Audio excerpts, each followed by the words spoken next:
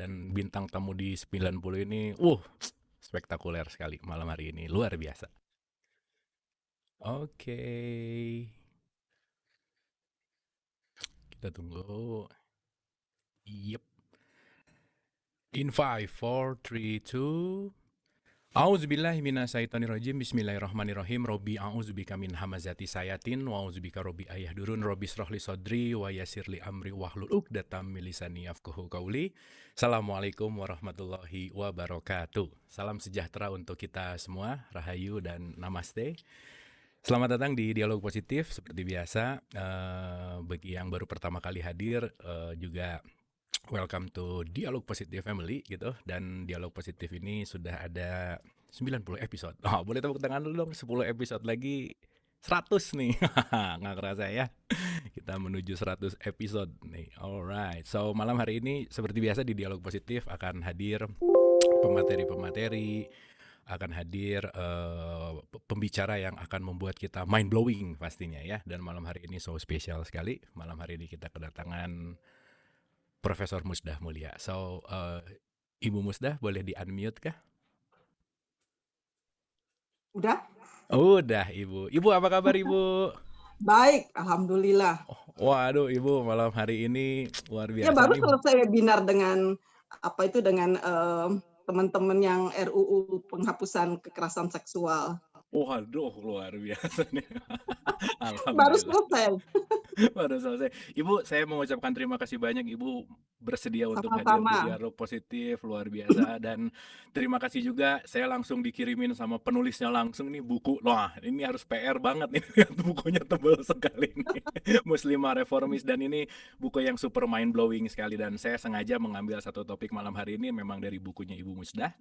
Dan malam hari ini kita akan berbicara tentang melindungi hak kebebasan beragama.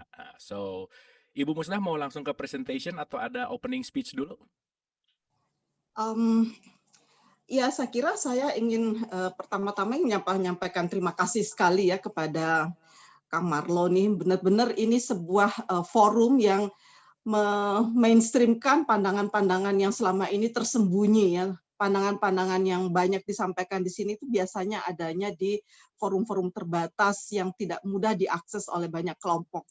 Kenapa? Ya. Karena pandangan-pandangan itu mudah sekali menimbulkan salah paham, dan masyarakat kita ini ya sorry to say ya, tingkat literasinya itu masih rendah, tetapi juga nggak mau baca ya. Karena itu saya buatkan buku yang seperti Kang Marlo pegang. Itu buku itu namanya buku bantal ya, tapi itu bantal Iqra. Bantal Ikro, betul, Bu. Ya, bantal Iqra, sehingga menurut saya seseorang itu harus punya bacaan yang cukup ya, tidak hanya sekedar mendengar ataupun mendengar setengah-setengah sehingga menimbulkan kepanikan atau mudah untuk menghakimi orang lain ya. Jadi saya berterima kasih sekali, ini semestinya ada seribuan Kang Marlo atau forum-forum seperti ini untuk membuat pandangan-pandangan yang pandangan-pandangan humanis ini menjadi pandangan yang mainstream ya di masyarakat kita. Hanya dengan cara itu kita dapat membangun masyarakat yang damai dan harmoni. Itu saja. Makasih banyak Kang Marlo sudah membuat pandangan-pandangan yang tidak bisa. Kemarin itu saya ikut sebentar ya tentang poligami misalnya. Itu kan pandangan yang sulit untuk dipahami banyak orang ya. Alhamdulillah saya bersyukur sekali sekarang ini sudah bermunculan tokoh-tokoh feminis ya, tokoh-tokoh humanis. Dulu saya ingat betul tahun-tahun 2000 pertama kali saya mencoba memasyarakatkan pandangan itu, wah saya dikeroyok habis ya sendirian soalnya waktu. Ingat nggak dulu itu ada namanya majalah Sabili, saya itu hampir setiap hari jadi topik headline di sana, dan itulah yang membuat saya menjadi sangat populer ya, meskipun saya tidak suka populer ya, tetapi pandangan saya itu waktu itu saya sendirian. Alhamdulillah sekarang sudah ada Mbak Nur Rofiah ya, ada Mas Fakih, ada Kiai Husein ya, ada yang lain-lain tuh hebat-hebat, dan saya sekarang Kang Marlo nggak lama lagi saya udah pensiun, jadi saya bisa pensiun dengan bahagia. Wah, Alhamdulillah. luar biasa. Ibu jangan pensiun dulu, Bu. Tenang, ini baru episode 90, Bu. Nanti Ibu pensiun kalau Dialog Positif udah episode 1000 baru boleh pensiun, Bu. Oke, Bu. Boleh tepuk tangan dulu dong Ibu buat Ibu Musdah ya, luar biasa, pejuang banget gitu ya dengan apa namanya, dengan energinya gitu, dengan kegigihannya Tahu untuk nggak, Kang membuka. Marlo, tahun 2004 itu saya menulis buku kecil judulnya Islam Menggugat Poligami. Itu Oh, diterbitkan Gramedia. oke. Herannya setiap kali diterbitkan itu langsung habis di pasaran. Katanya sih Hmm. ada orang yang memborong, tapi memborong itu bukan untuk dibaca ya, tapi untuk supaya orang lain nggak baca itu aja. Menarik loh. Kalau gitu Bu, senasib sama buku saya Bu, nanti saya cerita tentang buku saya juga Bu. Itu Oke. 2004 loh ya, 2004 ya, ya alhamdulillah. 16 tahun yang lalu.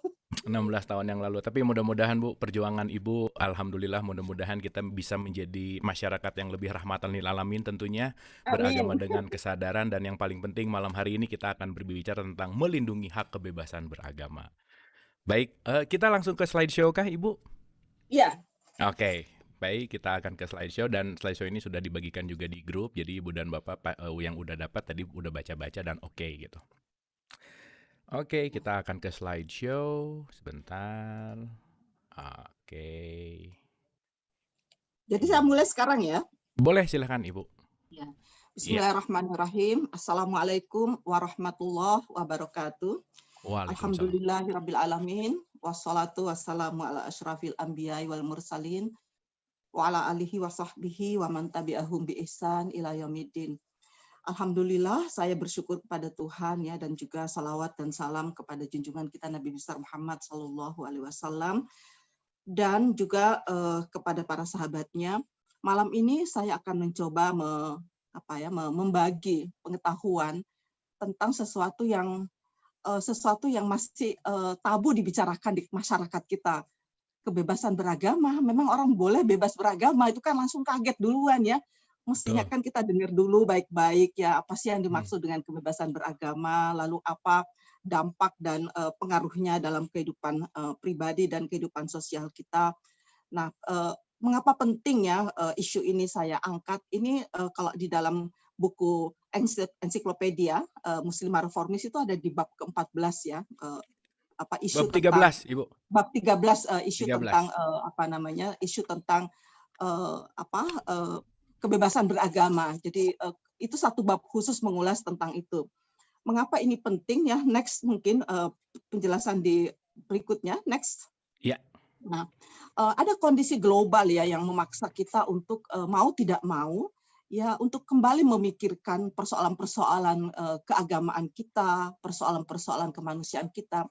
Tetapi sebelum saya masuk pada kondisi global ini, saya ingin menyimpulkan dari banyak sekali perbincangan yang saya lalui, itu sampai pada suatu kesimpulan bahwa persoalan yang sedang kita hadapi ini adalah karena kita umumnya belum menjadikan kemanusiaan itu sebagai bagian penting, bagian integral dari keberagamaan kita. Karena itu, dalam beragama kita lupa bahwa tujuan terakhir dari keberagaman kita itu adalah menjadi manusia yang lebih manusiawi. Ya, Oke. karena itu banyak orang yang beragama, bahkan khusyuk sekali beragama, tapi kok menjadi tidak manusiawi ya. Melihat sesamanya manusia itu seperti melihat orang lain ya. Jadi seolah-olah dia setelah menjadi orang yang beragama, banyak sekali saya bertemu orang yang sudah lama saya nggak ketemu nih, tiba-tiba kok menjadi lain ya, seperti makhluk dari planet lain gitu ya, melihat saya juga dengan kacamata yang gitu, terus tiba-tiba dia mengatakan begini, oh saya sekarang sudah aktif di kelompok kelompok sufi. Saya mengatakan, what did you say? Saya bilang begitu. Kelompok sufi ya, siapa yang karena apa? Karena yang saya tahu bahwa seseorang itu nggak pernah menyebut dirinya sufi kan. Kita tahu bahwa orang seperti Rabi'atul Adawiyah misalnya, kita tahu bahwa dia sufi itu dari tulisan murid-muridnya. Dia sendiri tidak pernah mengatakan I'm a sufi kan, seperti itu kan. Jadi kadang-kadang saya bingung juga kok ada orang mengaku saya sekarang sibuk dengan kelompok sufi. Oh ya, ada toh kelompok sufi di Indonesia ini, saya kadang-kadang bingung ya. Kadang-kadang suami saya mengatakan, kamu tuh selalu yang begitu tuh nggak usah ditangkepin kira-kira gitu ya, buang energi. Nah, apa yang saya ingin sampaikan di sini, kondisi global kita itu adalah menguatnya kesadaran literasi dan juga pendidikan publik. Jadi dengan meningkatnya pengetahuan ya, kesadaran kemanusiaan kita lalu sadar, oh ya, cara kita beragama selama ini kok seperti ini ya gitu. Harus ada sesuatu yang harus kita perbaiki kira-kira ya. Lalu Oke. meningkatnya pemahaman kita tentang harkat dan martabat manusia. Oh ternyata manusia itu diciptakan dengan harkat dan martabat. Dia adalah makhluk Tuhan yang sempurna. Kita nggak boleh dong memperlakukan makhluk Tuhan ini dengan semena-mena ya. Apapun dia, Hmm. siapapun dia, kita tetap harus memperlakukan manusia itu ya sebagai sesuatu yang terhormat karena Tuhan sendiri menghormati ciptaannya. Lalu juga menguatnya nih interfaith interaction, meskipun juga kondisi yang berkebalikan dengan ini juga semakin menjadi, tetapi setidaknya ini adalah sebuah kondisi global yang muncul ya di mana-mana, interfaith dialogue, interfaith interface action ya, begitu tuh di mana-mana ada.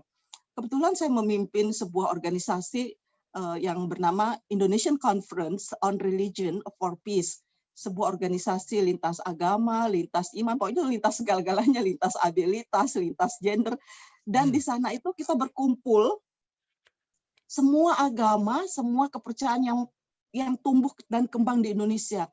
Mungkin Kang Marlo bingung kalau saya mengatakan di Indonesia ini ada lebih dari 20 agama besar ya yang tumbuh, meskipun mereka itu tidak mendapatkan legalitas dari pemerintah ya, karena pemerintah hanya mengakui 6 agama, dan juga ada ratusan kelompok-kelompok kepercayaan yang mereka itu sudah ada jauh sebelum Indonesia ini terbentuk. Jadi ketika masih berupa kerajaan-kerajaan kecil Nusantara ini, mereka sudah eksis, bahkan sebagian mereka itu menjadi agama resmi sebuah kerajaan, kira-kira seperti itu.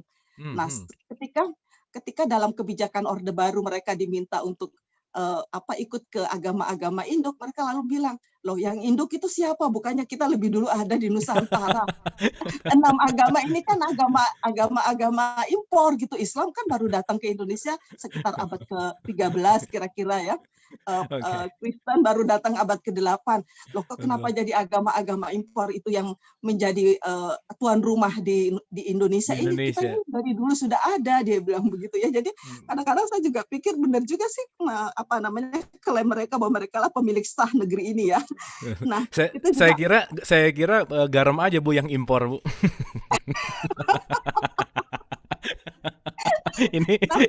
ini baru pertama nih di Dialog Positif ada berbicara tentang agama impor, baru pertama nih Bu. Ini luar biasa banget.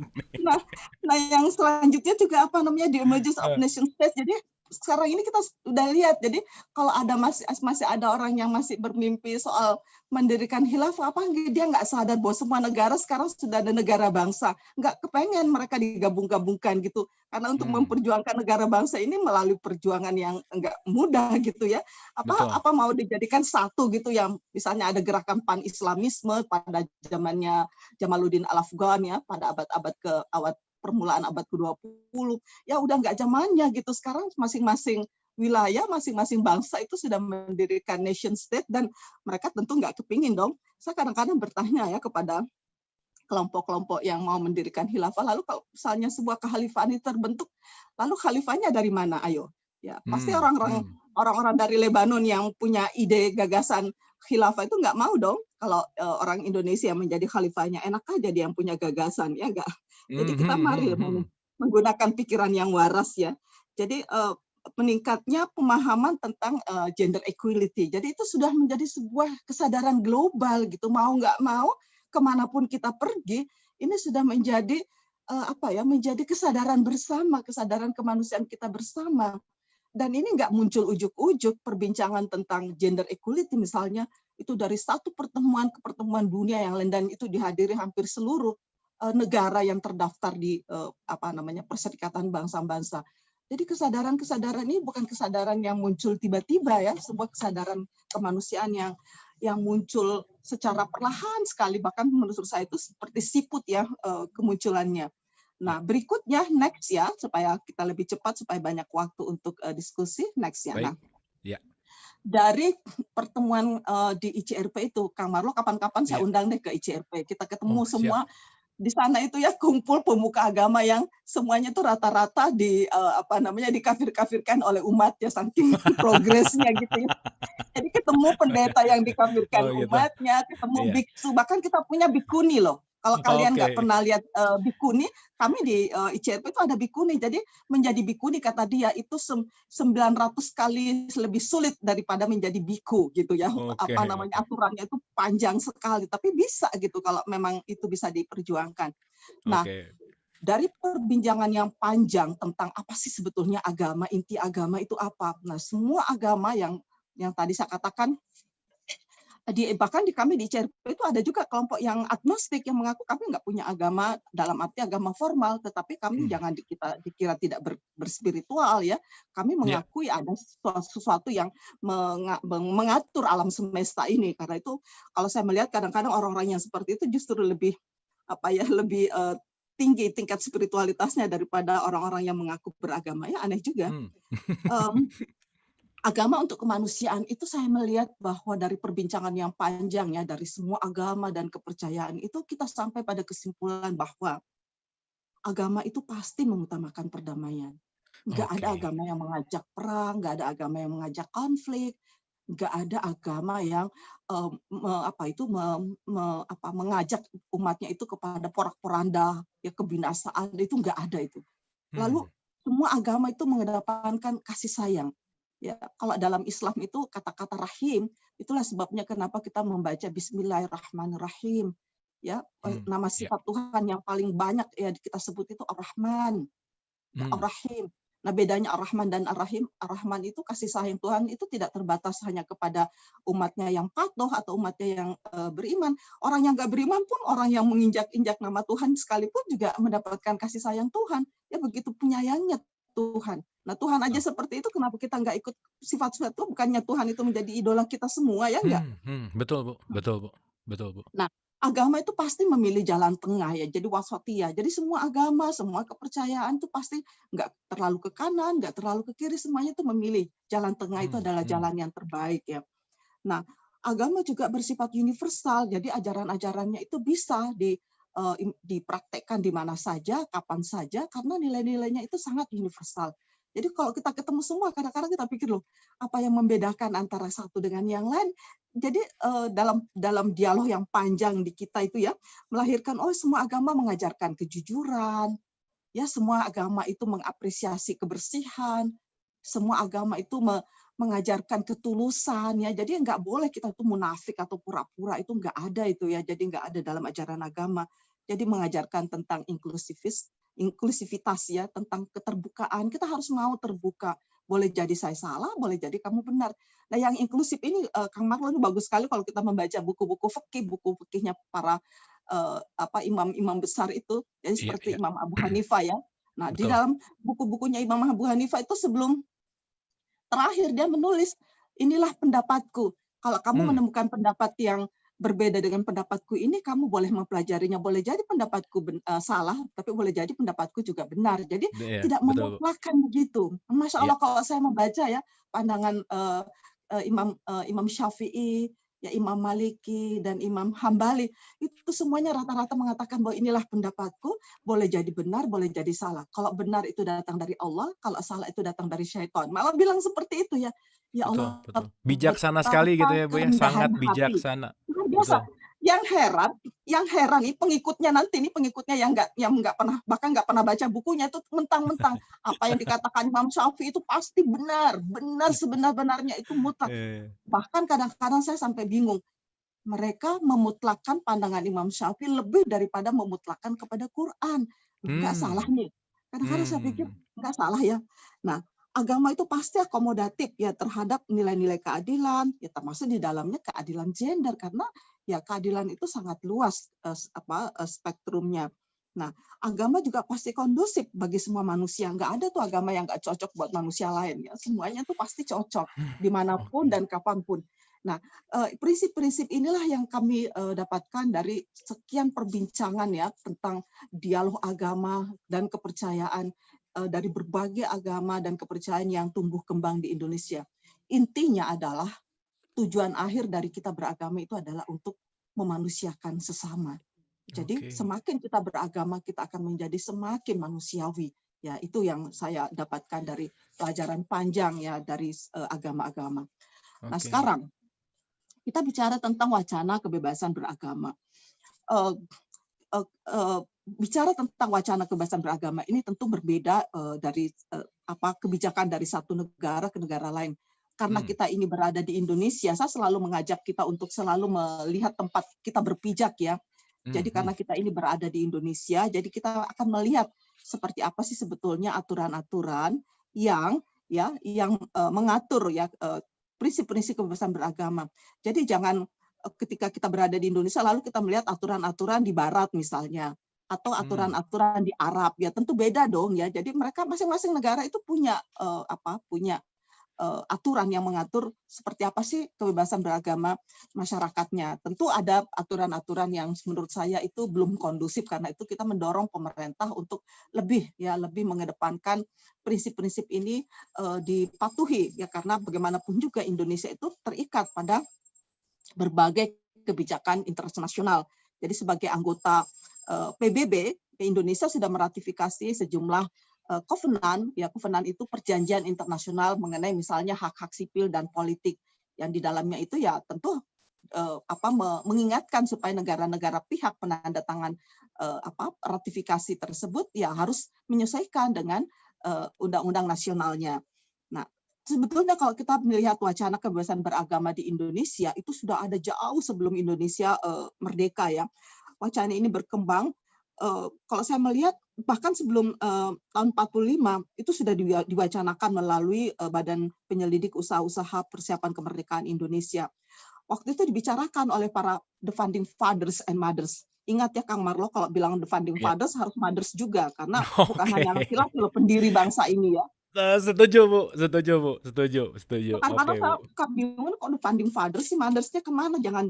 Hmm. Jangan Hmm. di Hmm. neglected ya, jangan dihilangkan. Oke, Nah, ketika oke Bu. merumuskan pasal 29 Undang-Undang Dasar 1945 itu memang awalnya berbunyi negara berdasar atas ketuhanan dengan kewajiban menjalankan syariat Islam bagi pemeluk-pemeluknya.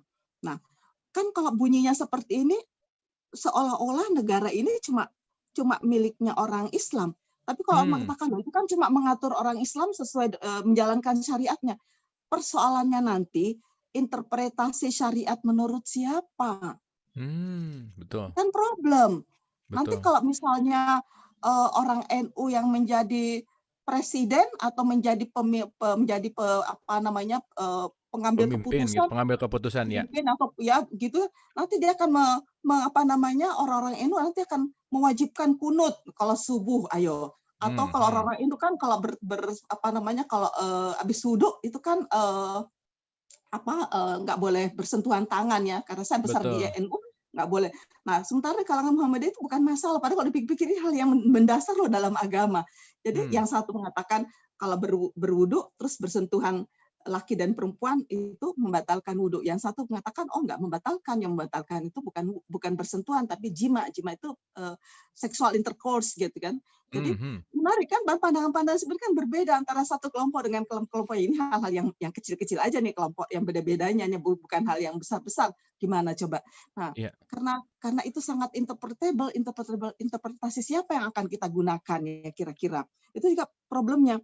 Karena itu saya pikir sangat wise ya para pemimpin kita kemudian melakukan ya mungkin banyak sekali rumor terhadap ini katanya ada kelompok dari timur yang datang kepada Bung Hatta lalu meminta supaya itu diubah.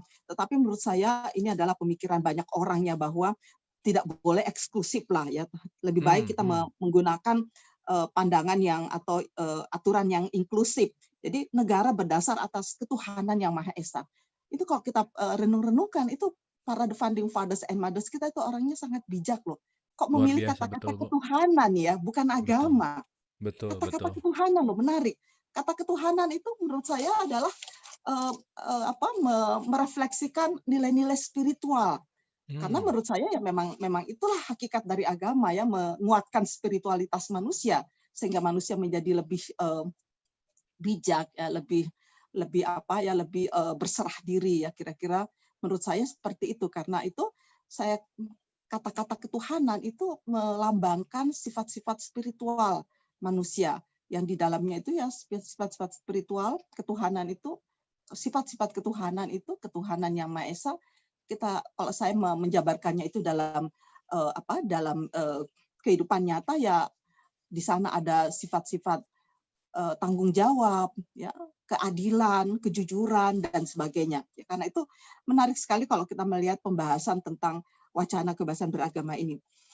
Nah, di dalam wacana kebebasan beragama itu sendiri ya ada isu 3 hal. Yang pertama itu menyangkut ranah negara dengan berbagai aparaturnya. Ini persoalannya juga ketika kita ingin menegakkan kebebasan prinsip ya atau hak kebebasan beragama itu ya kita akan melihat juga ranah negara dengan seluruh aparaturnya ya. Gimana nih paradigma pemerintahnya, polisinya, pengadilannya.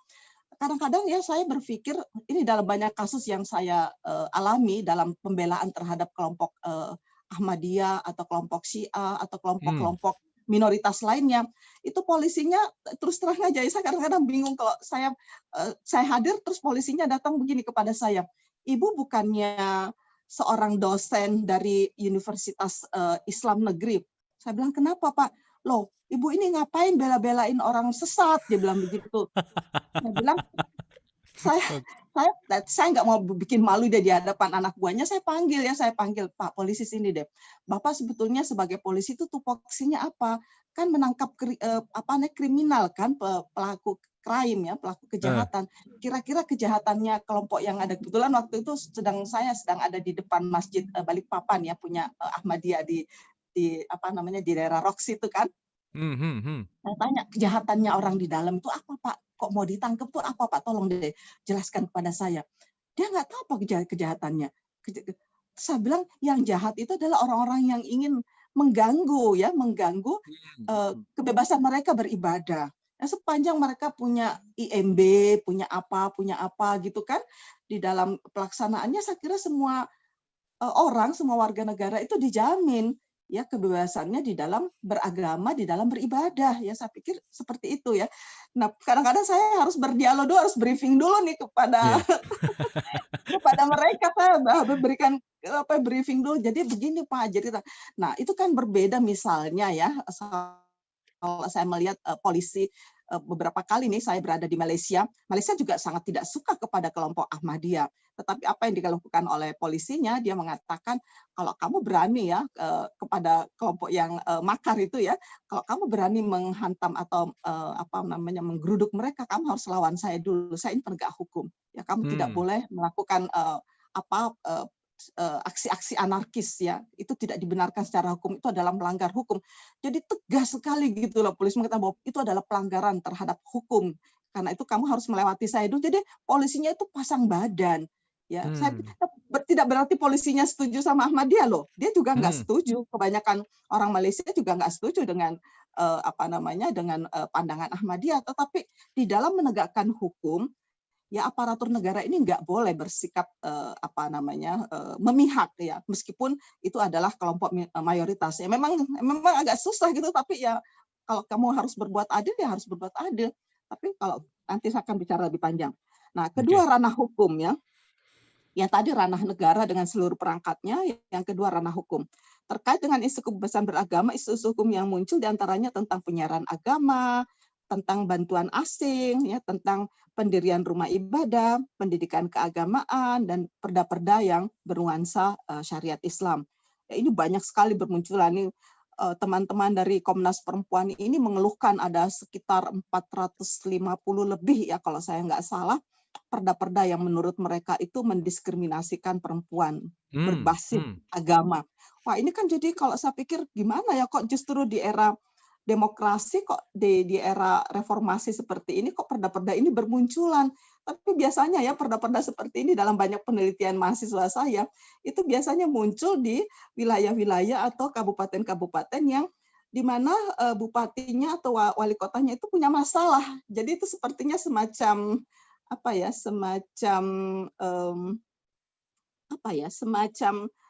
inner alat konflik gitu, Bu. Ya, seperti itu ya. Jadi apa maksudnya? Saya lupa sebuah kata yang pas sekali menggambarkan itu. Jadi bukan berarti bahwa wali kotanya itu seorang yang sangat ingin menegakkan Islam misalnya ya, ingin mengembangkan Islam misalnya, bukan. Jadi menarik loh kalau kita mempelajari. Baru saja saya mendapatkan penjelasan tentang tentang wali kota Kuningan yang melarang kelompok penghayat kepercayaan mendirikan makam untuk sesepuh mereka ya, itu Oh, iya iya. ternyata iya, wali kotanya itu adalah mualaf dan tidak mengerti mana Islam, mana Islamis gitu ya, beda gitu. Oh, Jadi oke saya pikir ini oke. juga sih kadang-kadangnya ya, jadi penting sekali bagi kita melihat kondisi ini secara lebih real ya. Nah, yang ketiga ranah masyarakat sipil. Nah, di level ini tantangan paling seriusnya adalah menguatnya arus gerakan Islamisme, tidak hanya di pusat tapi juga di daerah-daerah. Selain itu juga patut dipertimbangkan peran-peran media. Nah, ini juga media kita nih, ya seperti Media. kemarin saya kalau nggak salah siapa yang jelaskan peran media kita masih menganut bad news is good news ya. Jadi kalau Bad news is berita-berita good news. tentang Iya, kegiatan-kegiatan kami di ICRP yang merajut perdamaian itu nggak menarik buat media ya. Tetapi kalau betul, Bu. berita-berita pembakaran masjid misalnya, wah itu jadi seolah-olah nih Hmm. kondisi di masyarakat kita terlalu buruk, tapi sebenarnya nggak terlalu tidak seburuk yang dibayangkan deh. Saya selalu bangga bahwa di Indonesia tidak seperti yang kalian takutkan lah. Saya kira seperti itu. Masih banyak orang yang waras. Nah, Masih yang karena banyak itu yang saya waras ya, Bu, ya? Karena itu, menegakkan hak kebebasan beragama ini perlu dilihat dari ranah negara, ya ranah hukum, juga ranah masyarakat sipilnya. Ini harus jadi tiga-tiganya nih harus ada penguatan-penguatan yang signifikan ya, karena tidak bisa kita hanya mengharapkan negara, tetapi kita tidak membangun kesadaran literasi dari masyarakat sipilnya. Demikian juga tidak bisa kalau hukumnya itu tidak direformasi karena kita masih punya sejumlah undang-undang atau peraturan-peraturan yang diskriminatif dalam kaitannya dengan agama. Nah, Oke. kalau saya melihat payung hukum kebebasan beragama, memangnya ada gitu ya payung hukum kebebasan beragama. Ya, Undang-Undang Dasar kita sangat jelas ya, negara berdasar atas ketuhanan yang Maha Esa. Ya, negara menjamin ya kemerdekaan tiap-tiap penduduk untuk memeluk agamanya masing-masing dan untuk beribadat menurut agamanya dan kepercayaannya itu. Nah, Hmm. nah jadi kalau kita membaca, ini ada jaminan konstitusi, ya. Tapi kalau kita bicara dengan kelompok yang tidak mengenal konstitusi, pasti dia mengatakan, konstitusi itu kan buatan manusia.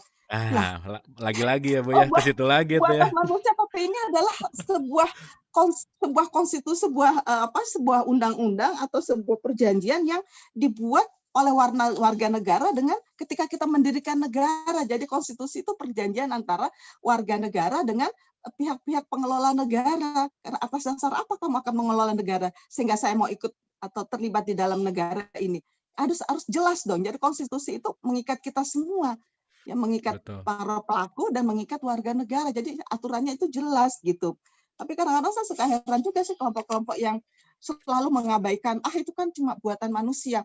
Tetapi pandangan seperti itu tidak berlaku ketika mereka mengacu pada pandangan-pandangan keagamaan yang mereka anut. Yang itu juga notabene pandangan-pandangan kemanusiaan dari guru mereka atau dari imam-imam mereka. Kalau mereka mengatakan, imam saya mengatakan begini-begini. Lah, imam kamu kan manusia juga, boleh dong dikritik. Wah, itu keren, Bu. Imamnya juga manusia ya. Bener, Bu, bener, Kenapa Bu. bukan manusia? Boleh dong dikritik, tidak sepenuhnya mutlak gitu. Jadi karena itu Iya iya iya. gunakanlah rasiomur, gunakanlah akal nalar kritismu gitu. Apapun dari siapapun.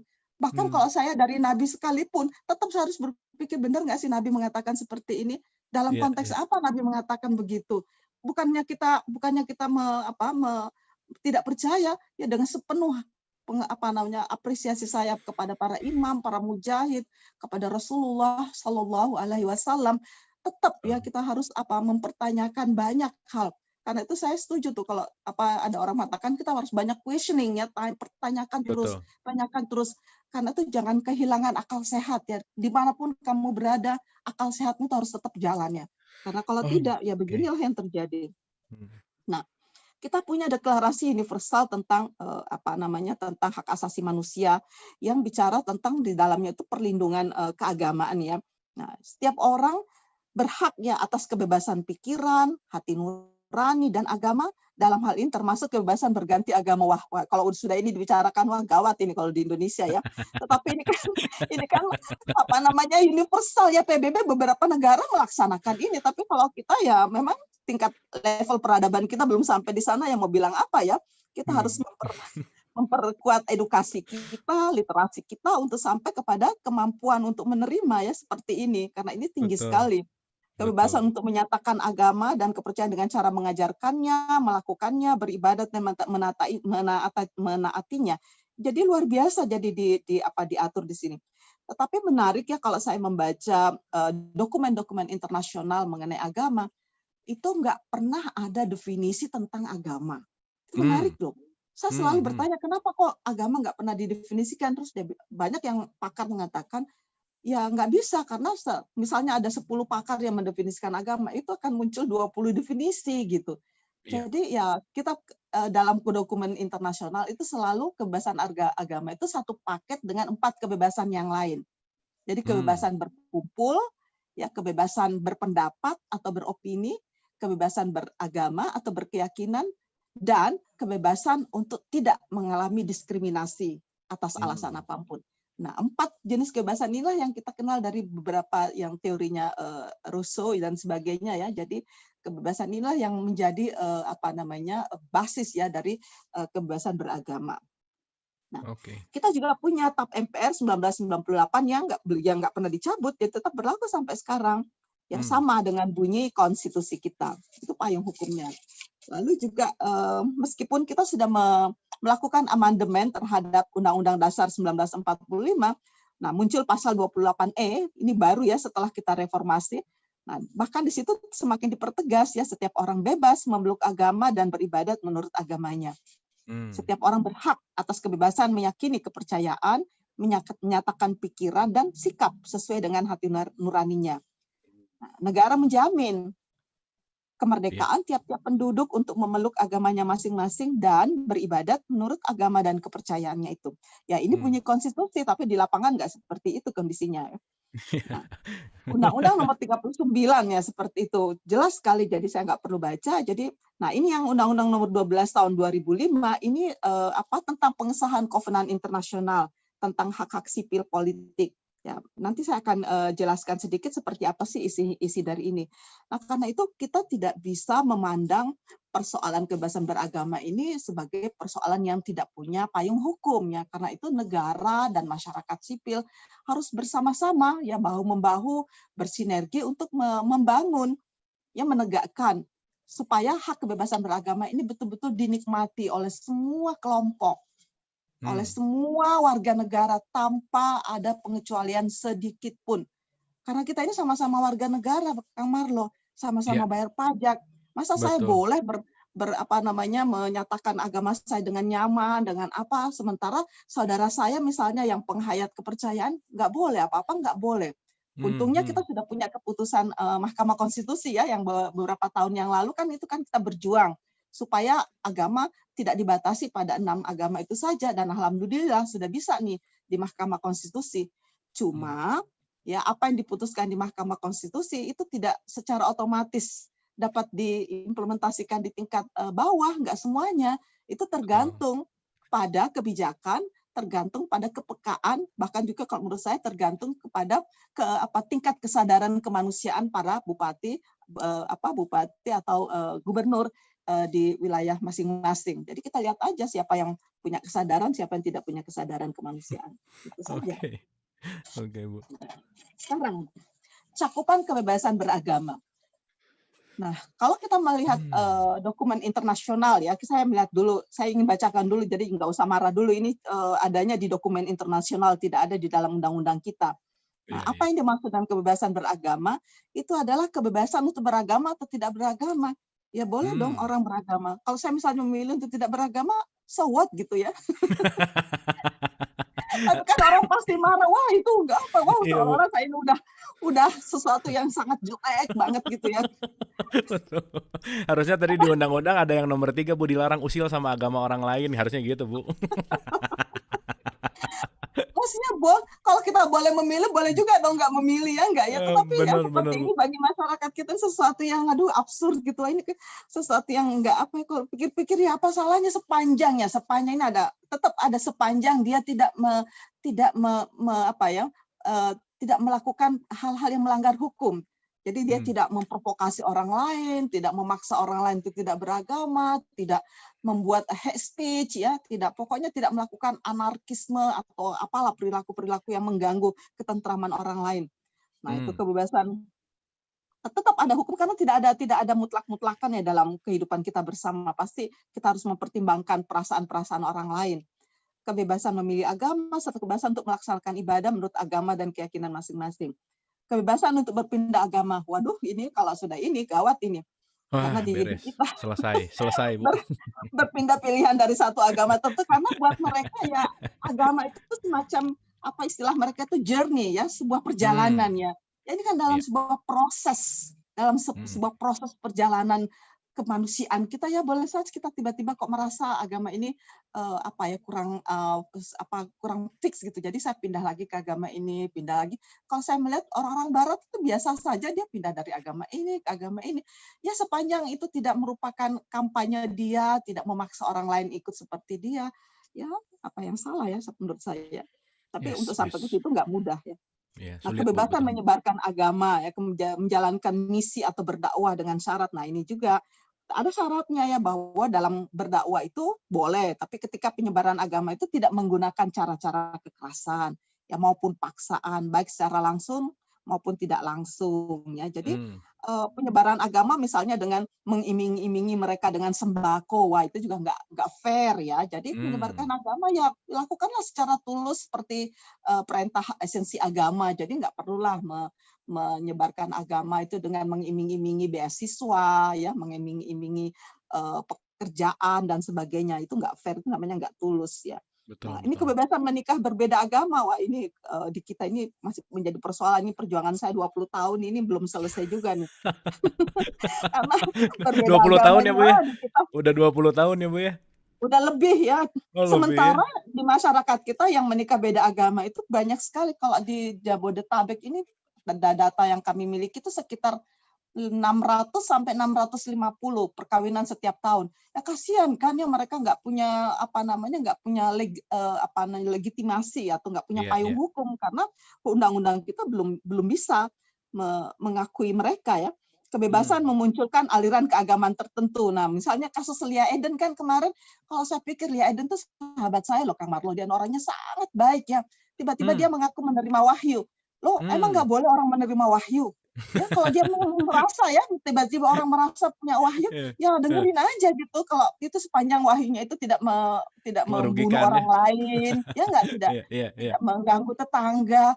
Ya dia menerima wahyu pasti kalau itu wahyu pasti isinya baik-baik lah ya. Saya kalau dia menerima wahyu pagi-pagi saya ditelepon, Bu Musta saya tadi malam terima wahyu, saya dengerin ya kadang-kadang sampai lama gitu.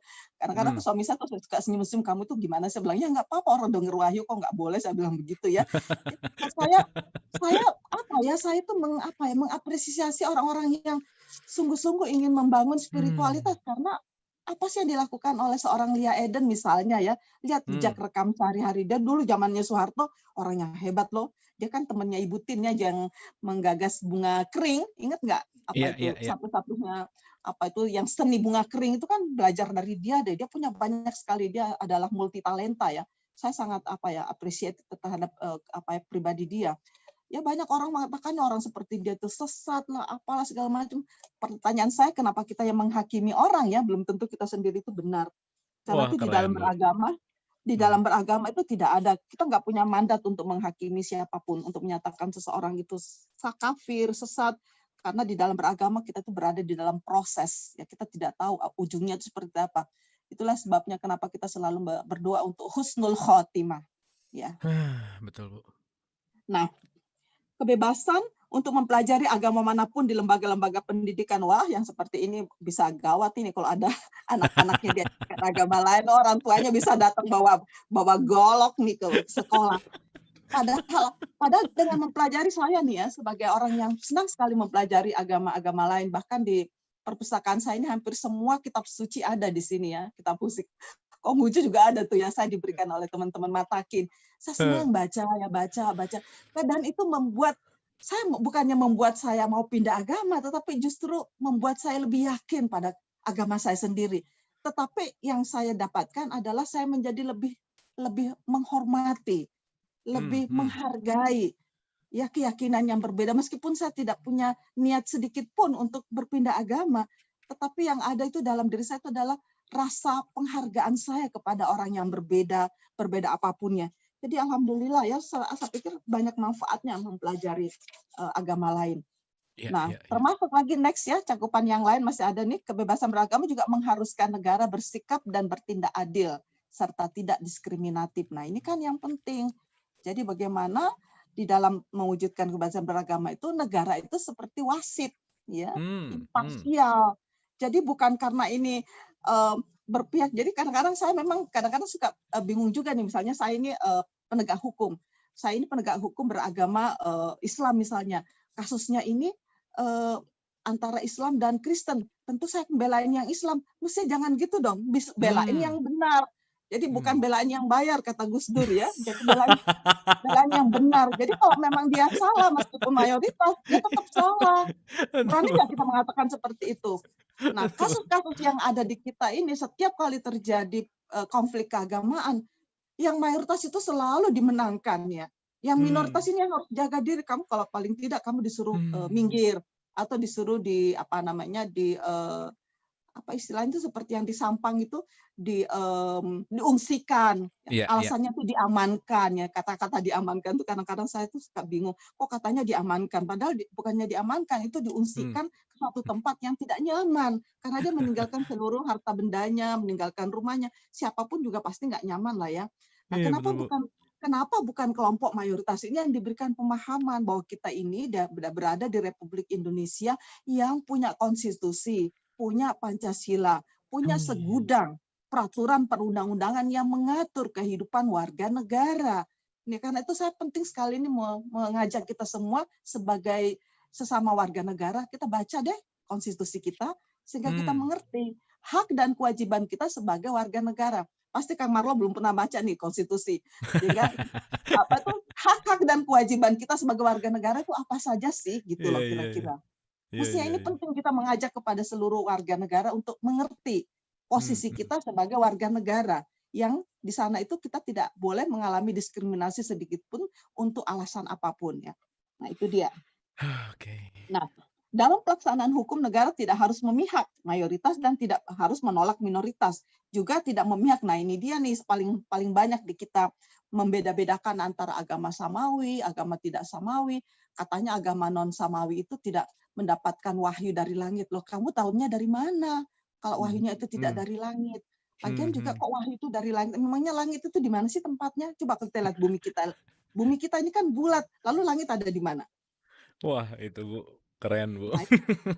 Nah, itu dia, karena itu nggak ada deh agama samawi, karena itu apa istilah-istilah agama samawi, agama ardi, agama apa Iya, iya, lagi. iya. Pokoknya label-label seperti itu mari kita hilangkan karena itu menimbulkan banyak sekali bentuk diskriminasi di ujungnya ya. Karena itu saya kira saya masuk kepada sekarang pembatasan kebebasan beragama. Seperti tadi saya katakan tentu nggak ada yang mutlak. Segala Iya. sesuatu itu harus ada batasannya ya. Selama kita hidup di dunia, saya pikir nggak ada yang mutlak. Karena itu jangan berpikir bahwa itu mutlak, ya enggak ya. Nah, pembatasan kebebasan beragama dalam banyak dokumen internasional itu ada pembatasannya. Nah, pembatasan demi keselamatan publik. Misalnya nih ya, saya ini Muslim, wajib sholat. Apa saya boleh sholat di pesawat? Iya. Saya boleh sholat, tapi sholat dalam keadaan duduk. Tapi beberapa orang pernah kejadian ini ya, pesawat Emirates. Beberapa orang, ada 4 orang tuh berdiri, dia sholat di depan pintu darurat. Datanglah pilotnya mengatakan nggak bisa kamu sholat, ini pintu darurat, nggak boleh ada sedikit pun yang mengganggu. Meskipun itu untuk sholat, katakan saya kan mau sholat, kamu boleh sholat dalam kondisi duduk di tempat masing-masing, gitu ya. Mengatakan, loh saya kan terganggu kebebasan saya sebagai Muslim. Oh enggak, karena ini untuk keselamatan publik. Karena kalau pesawatnya jatuh bukan kamu aja yang mati kan. Iya benar. Nggak bisa. Jadi untuk keselamatan publik saya juga pernah nih naik kereta ya ke Bandung.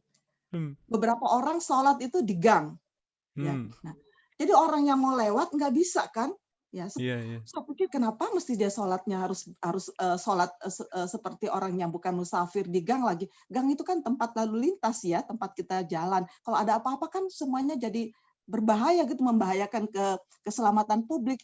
Nah, yang begini-begini ini yang orang tuh nggak ngerti dalam beragama itu keselamatan publik jauh lebih penting daripada kesalehan sosial kamu gitu. Nah, Nah, itu notes itu banget tuh, juga Bu. Itu notes banget tuh. itu Itu juga ya keren. kadang-kadang saya berpikir itu tuh yang sholat di apa namanya di perempatan jalan kalau lagi demo atau Hmm. apa gitu loh, itu kok ya itu kan jalan raya gitu ya, jangan kamu ganggu gitu untuk kecuali misalnya ya kalau misalnya untuk hari raya Idul Fitri, hari raya Idul Adha, itu kan sudah ada pengumuman berapa hari sebelumnya. Jadi Iya, iya. bahwa tempat ini, area ini akan digunakan untuk sholat Idul Fitri. Nah, orang kan udah punya apa ya apa namanya, udah punya pengetahuan sebelumnya, jadi punya ancang-ancang nggak lewat situ. Ini kadang-kadang Hmm. kita lewat, ya ampun ada apa lagi di sini kita kok macet seperti ini. Untung sekarang kok apa namanya pandemi jadi kita nggak ketemu macet ya. Nah itu Dan dia. Jadi iya. itu soal keselamatan publik. Nah, apalagi yang terkait dengan keselamatan publik adalah soal helm. Nah, helm. Hmm. Hmm. Misalnya ini orang Sikh, penganut Hmm. agama Sikh kan harus pakai apa sih istilahnya yang di kepalanya tuh? Iya, iya, kayak apa ya, udeng gitu ya, Bu ya, kayak topi gitu ya. Nah, sekarang dia nggak mau pakai helm kan? Dia bilang nggak Iya, bisa, iya. saya harus pakai. Nah, nggak bisa. Kamu kalau pakai pakai pakai motor, kamu pakai helm. Ya bikin helm yang gede ya, yang bisa masuk apa namanya Si apa nih, banyak yang udeng-udeng jawab kamu itu turban, Bu, turban turban, namanya. turban, turban kamu masuk. Jadi Iya. pilihannya hanya dua, kamu bikin turbannya bikin helm yang besar supaya bisa Heeh. masuk turban kamu, atau kamu jangan naik motor ya, sehingga kamu nggak Hmm. perlu pakai helm. Jadi nggak bisa. Jadi orang-orang sih nggak boleh mengatakan, saya ingat dulu zamannya almarhum, ingat nggak Pak Dilon ya. Nah, Pak Dilon bilang, saya nggak bisa nih pakai motor karena saya kan nggak bisa pakai helm. Saya bilang, Eh. ya ampun Pak Dilon bikin helm yang besar, saya gituin dulu bercanda ya sama beliau. Ya, jadi pembatasan demi keselamatan publik, demi ketertiban publik, ini ketertiban publik juga nggak boleh. Kita nggak boleh, oh ya saya mau apa namanya ketertiban publik ini harus dijaga betul-betul ya, public order. Nggak bisa, kita nggak bisa mendahulukan kepentingan agama, meskipun ada jaminan kebebasan beragama, tapi melanggar ketertiban publik, misalnya lalu lintas dan sebagainya gitu ya. Jadi nggak bisa. Nah, pembatasan demi kesehatan publik. Nah, ini yang sekarang ini banyak terjadi. Sholat ya, kebetulan kemarin suami Hmm. saya sholat Jumat, terus pakai masker, terus ada Hmm. yang nyeletuk, Pak Ustadz, kalau pakai masker itu sholatnya nggak sah. Terus kata suami saya, kamu siapa digituin? Kebetulan suami saya kan profesor juga ya, jadi kadang-kadang kata suami saya, ada saja katanya orang yang nyeletuk-nyeletuk begitu. Ya pakai kesehatan publik kan untuk ini kan lebih penting gitu ya daripada jadi pakai Sekarang kesehatan. sekarang banyak polisi agama ya, Bu ya? Itu dia jadi eee, salah satunya pakai ini nih yang beberapa waktu yang lalu ingat nggak, Kang Marlo saya sibuk, I dengan, masalah, imunisasi. iya, Nah, iya, banyak iya, iya. orang yang nggak mau imunisasi karena itu tadi, Betul. kata imunisasi itu katanya menyebabkan, anak-anak itu macam-macam lah, apa namanya, hoax-nya. Saya Betul. bilang kalau anak itu nggak diberikan imunisasi itu kan membahayakan bukan hanya dirinya, tapi juga akan menularkan penyakit kepada yang lain. Hmm. Jadi bukan hanya anakmu aja yang celaka atau mendapatkan penyakit, tapi yang lain juga kena. Karena kalau di dalam satu wilayah ada anak yang tidak tidak mendapatkan imunisasi, itu yang lain juga akan menular. Jadi karena itu untuk kesehatan publik ini ya dia harus diimunisasi. Nggak boleh ada Hmm. pandangan keagamaan mengatakan oh imunisasi itu haram atau juga berkaitan dengan misalnya kesehatan publik juga berkaitan dengan kesehatan reproduksi. Mengatakan bahwa oh KB itu haram misalnya gitu ya. Ya kalau Hmm. menurut kamu itu haram ya kamu nggak usah pakai buat kamu sendiri. Tapi kamu tidak boleh Hmm. mengkampanyekan atau memaksakan orang lain sepaham dengan kamu karena itu berkaitan dengan kesehatan publik ya kira-kira begitu. Nah ini Oke. juga pembatasan demi menjaga moral publik. Suatu ketika waktu saya menjadi salah satu ketua MUI, saya pernah loh Kang Marlo menjadi salah satu ketua ya di Majelis Hmm. Ulama Indonesia Pusat tahun 2000 sampai 2005. Nah, lalu ada kejadian sebuah sekte agama Hmm. di Jawa Tengah itu kalau bulan purnama itu dia keluar ke alun-alun bertelanjang bulat lalu mengitari membentuk lingkaran kayak orang tawaf gitu. Hmm, Nah, hmm, ini hmm. nggak bisa dibenarkan ya, karena apa? Itu melanggar moral publik. Kamu kalau mau Hmm, bertelanjang bulat, lakukan, tapi itu di ruangan tertutup. hmm. Ya, jadi lakukan agamamu, tapi jangan di tempat terbuka. Itu mengganggu Betul. moral publik. Nah, yang lain pembatasan demi melindungi hak dan kebebasan mendasar orang lainnya. Jadi kalau kita boleh beragama, tapi kamu jangan mengganggu hak orang lain. Karena itu sekarang Hmm. bagaimana caranya? Jadi ya kita harus buat aturan ya. Sama Betul, Bu. dengan hak saya untuk merokok misalnya. Tapi Hmm. hak saya juga untuk tidak terimbas oleh asap rokok. Bagaimana caranya? Ya harus dikerangkeng yang merokok itu supaya asapnya nggak kemana-mana, ya nggak? Betul, betul, Bu. Betul, Bu. Nah itu. Jadi beberapa berikutnya nih next ya 8 komponen hak mendasar kebebasan beragama atau berkeyakinan. Nah, di situ ada kebebasan internal, ada kebebasan eksternal, yang tidak boleh ada paksaan dalam kondisi apapun. Dalam menjalankan agama tidak boleh ada diskriminasi bahwa yang satu boleh, yang satu tidak boleh. Nah, ini yang penting ya saya ingin garis bawahi hak orang tua. Nah, di Hmm. dalam dokumen internasional itu orang tua itu punya hak ya untuk menjamin anaknya itu beragama atau tidak beragama. Jadi kita boleh mengajarkan kepada anak kita. Tapi ingat loh, ketika itu dalam usia anak, sampai kapan itu batasnya itu 18 tahun. Jadi kalau sudah 18 tahun, kamu nggak boleh ya memaksakan sesuatu itu kepada anak kamu. Itu akan dianggap melanggar hukum. Gitu. Hmm, Jadi hmm, karena itu hmm. saya pikir ya pendidikan itu ya lakukanlah mulai ketika anak-anak itu masih dini. Ya dengan menanamkan nilai-nilai moral ya, menanamkan nilai-nilai universal sehingga anak-anak itu betul-betul yang dipahami itu benar-benar nilai. Nah, ini juga ada problemnya di dalam pendidikan agama kita karena umumnya pendidikan agama kita itu lebih banyak bertautan dengan problem-problem hal-hal yang sifatnya legal formal gitu. Ya, Ya, jadi ya. bukan kepada masalah penanaman nilai. Menurut saya yang pentingnya di dalam pendidikan agama buat anak-anak itu adalah bagaimana menanamkan nilai-nilai. Pertama itu nilai-nilai kasih sayang ya, bahwa Tuhan itu Maha Pengasih, karena itu kita juga harus mengedepankan rasa kasih sayang kepada siapapun, bahkan even kepada binatang ya.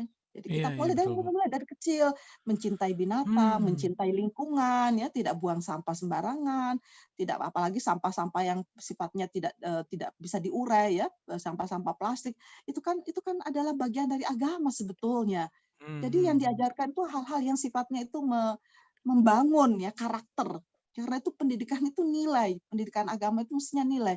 Tapi apa yang terjadi dalam masyarakat kita ya lebih banyak ya sifatnya itu adalah membaca. Jadi anak-anak itu sudah diajarkan membaca, menulis, bahkan diajarkan menghafal ya. Kadang-kadang saya suka sedih juga anak-anak itu diwajibkan menghafal surah apa sampai anak-anak itu stres karena bukan hanya anaknya stres, orang tuanya juga stres karena orang tuanya juga nggak hafal ya surah-surah itu. Hmm, hmm, hmm, hmm, hmm. Jadi ada satu kekeliruan gitu. Mestinya itu kan nantilah pada proses. Tapi yang diajarkan pada saya ingat dulu Cak Nur ya, Nur Holis Majid ini pernah bercerita ya kepada saya karena saya juga dekat dengan beliau ya. Hmm. Dia mengenal guru agama yang namanya Abdul Halim ya. Jadi guru agamanya ini berbeda dengan guru agama yang lain. Tapi guru agamanya orang kampung loh, di kampung ya adanya ya. Hmm, hmm, hmm, Jadi hmm. ketika dia mengajar ya, mengajar di tingkat ibtidaiyah, sekolah dasar.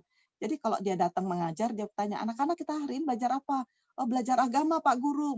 Oh, kalau begitu mari kita bersihkan ruangan kelas kita. Jadi bersihkan. Anak-anak itu sebel juga. Ini pelajaran agama kok bersih-bersih kelas gitu ya. Nah, Hmm, hmm, berikutnya hmm. lagi, kita belajar agama. Belajar apa nih? Oh, kita belajar agama, Pak Guru. Sekarang mari kita bersihkan halaman. Oh, semua satu kelas itu bersihin halaman. Pokoknya semuanya bersih gitu. Setelah itu mereka baru masuk kelas setelah bersih semuanya. Terus minggu ketiganya tanya lagi, hari apa ini belajar apa? Oh, agama, Pak Guru. Oh, sekarang mari kita ke masjid yang di depan sana. Kita bersihkan halamannya, sekalian kita bersihkan jalan menuju ke masjid. Lalu ada anak yang nyeletuk, Pak Guru, ini pelajaran agama bukan kerja bakti gitu ya. Oke. Lalu Aduh. lalu lalu apa? Dia mengatakan, anakku, bukankah di dalam semua fikih kitab. Jadi kitab-kitab fikih itu kalau Kang Marlo baca, semua kitab Hmm. fikih itu dimulai dengan kitab toharah, Toharoh, yes, betul, kebersihan. Bu.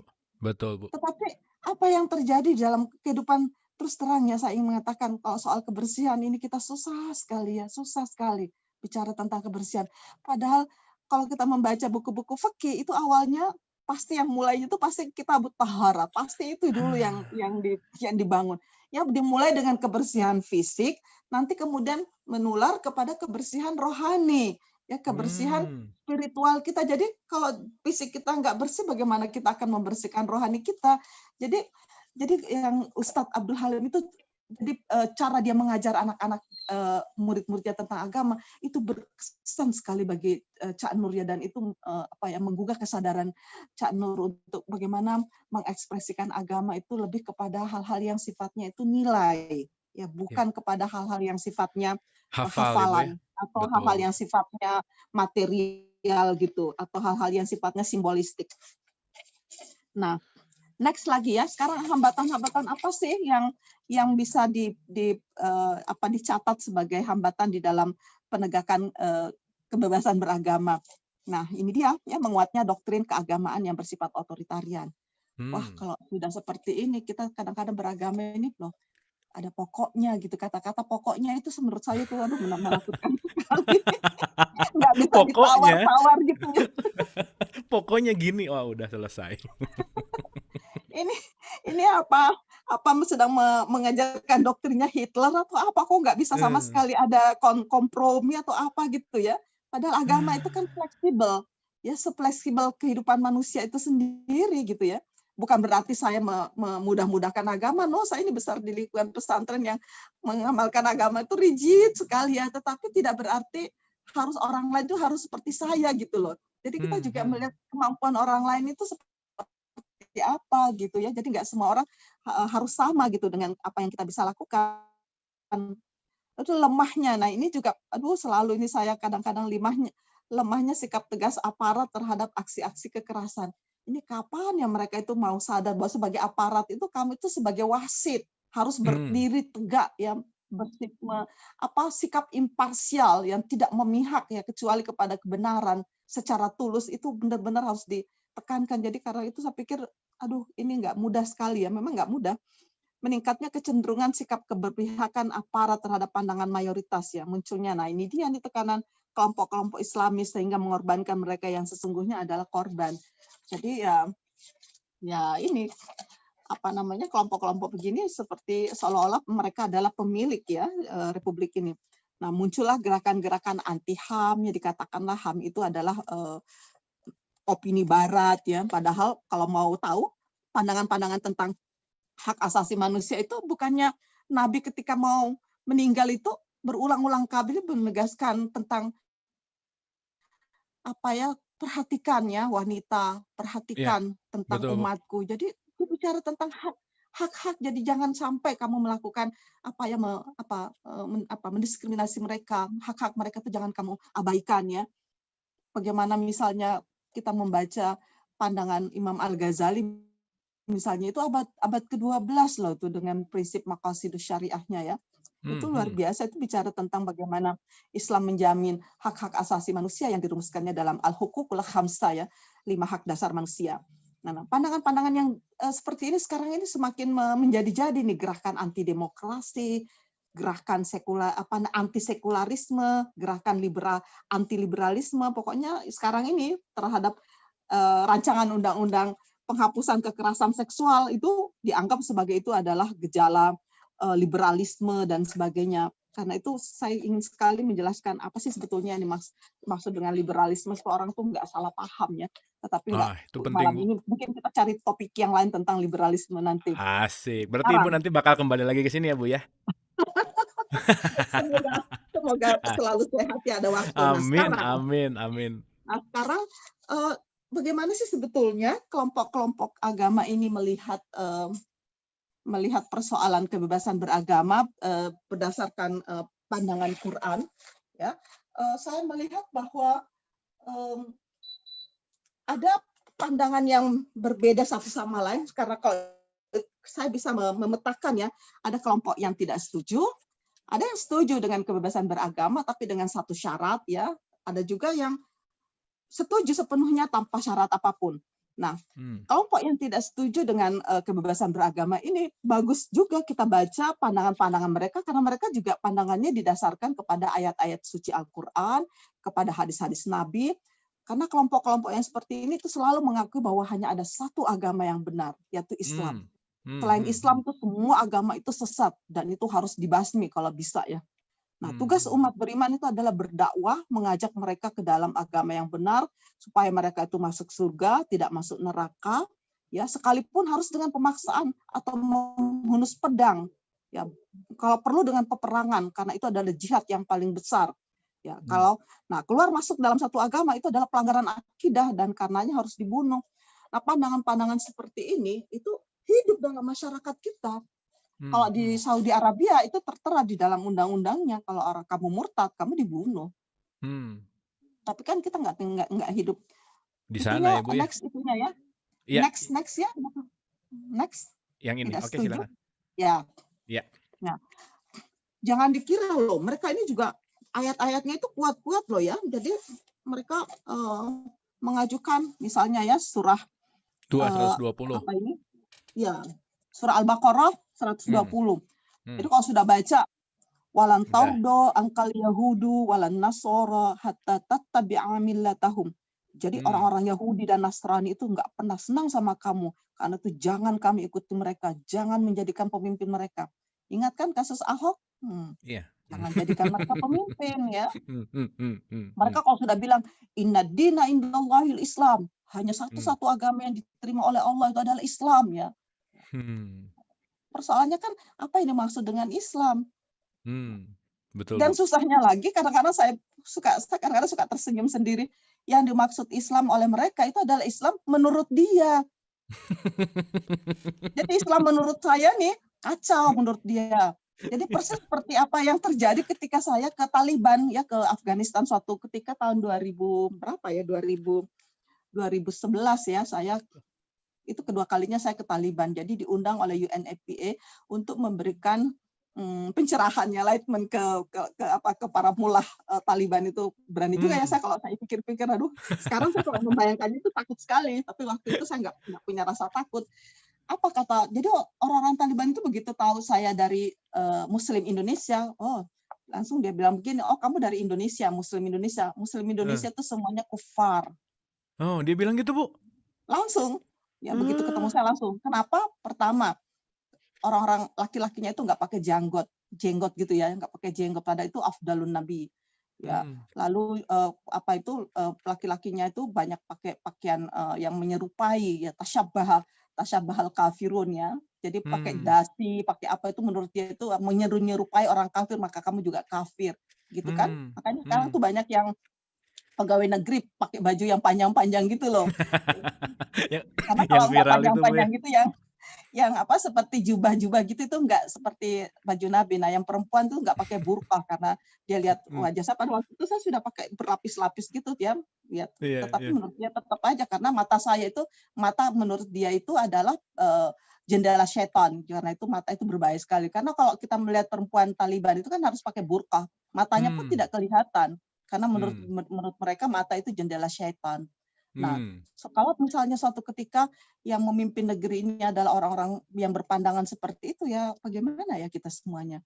Karena Islam menurut mereka hanyalah Islam yang sesuai dengan apa yang mereka praktekkan. Islam yang dipraktekkan oleh kelompok-kelompok lain seperti yang saya praktekkan misalnya menurut dia itu ya kufar ya, kita semua ini adalah kufar. Nah, belum lagi ayat-ayat yang ini kalau saya bacakan ya wa may yabtaghi ghairal islami dina fala yuqbala minhu. Barang siapa yang mencari agama yang bukan Islam maka tidak ya selain Islam maka dia tidak akan pernah diterima. Jadi menurut mereka orang-orang baik ya, apapun orang-orang yang baik yang bukan Islam ya itu nggak pernah diterima, percuma aja dia berbuat baik karena itu juga nggak diterima amal ibadahnya. Kok dia bisa tahu ya? Kan dia belum masuk surga kan, kok dia udah tahu seperti itu ya? Pokoknya Bu, basicnya pokoknya Bu. Nah, kadang-kadang kok dia bisa tahu bahwa orang-orang itu nggak masuk surga. Kadang-kadang saya berpikir kok bisa tahu ya dia. Percuma juga sih orang-orang itu berbuat baik karena dia bukan Islam, makanya semua amal baiknya itu tidak akan pernah diterima oleh Allah Subhanahu Wa Taala. Nah, memangnya kamu itu pembantunya Tuhan atau gimana ya? Nah, Aspri Bu. Belum lagi ini ada hadisnya ya. Mambadala dina ya, mambadala dina waqtuluhu. Wah, itu kan Itu ada hadis dan itu hadisnya itu hadis sahih loh. Hadisnya Bukhari. Membaca hadis-hadis kayak gini gimana ya? Iya, betul, Bu. Harus dibunuh. Dan Wah. membunuh mereka orang-orang yang seperti apa Imam Samudra itu kan yakin betul dengan membunuh itu kan dia masuk surga, yakin betul.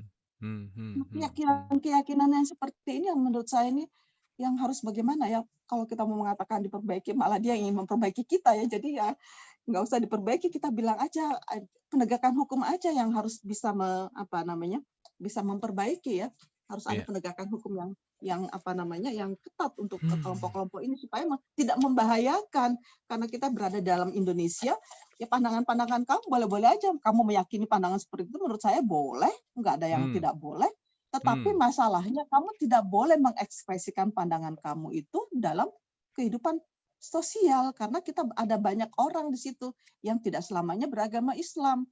Kita berada di Indonesia yang punya konstitusi, punya Pancasila dan punya segudang undang-undang. Ini loh yang selalu saya bukannya saya melarang, silahkan. Kalau memang itu sudah merupakan keyakinan kamu yang tidak bisa diubah, it's okay, ya. Tetapi ingat, kamu berada di Indonesia yang kamu bertabrakan dengan undang-undang yang lain. Nah, biasanya ciri-ciri kelompok yang tidak setuju ini next ya. Iya. Nah, itu memiliki pemahaman yang literal ya terhadap kitab suci dan membatasi kemampuan akal. Akal itu tidak boleh digunakan karena itu mereka menolak hermeneutika, menolak nggak boleh penggunaan akal, itu nggak bisa. Padahal kalau saya pikir bagaimana dia bisa membaca kalau dia tidak menggunakan akal, kan membaca juga kan harus menggunakan akal ya. Betul, Bu. Monopoli kebenaran, pokoknya kalau udah bilang dia pokoknya udah mereka yang paling benar, udah yang lain tuh pokoknya kalian mundur semua. Nah ini dia nih ya, sikap berlebihan dalam beragama ya, tasyadud. Yang seperti ini nih yang selalu di dalam banyak hadis Nabi itu dikatakan ya, Nabi selalu mengatakan sesungguhnya agama yang paling benar itu adalah agama yang Hanafiyah, al-Hanafi as-Samha, agama yang memudahkan dan agama yang fun ya, sebetulnya ya, kalau mau saya artikan bebas itu kayak gitu tuh. Jadi agama yang membawa kebahagiaan, bukan agama yang membuat orang tuh stres. Ya karena gimana nggak stres, sana salah, di sini salah, semuanya serba salah. Gerakan beda dikit ribut ya, Bu ya. Dan semua orang harus seperti dia gitu kan. Saya misalnya mungkin kalau saya diminta untuk perkawinan beda agama, mungkin saya mikir-mikir rasanya kok kawin seagama aja ribet gitu ya, banyak persoalan. Tapi buat teman-teman yang sudah melakukan nggak ada masalah, dia bilang ya artinya apa? Bukan berarti kalau saya membolehkan perkawinan beda agama berarti saya setuju.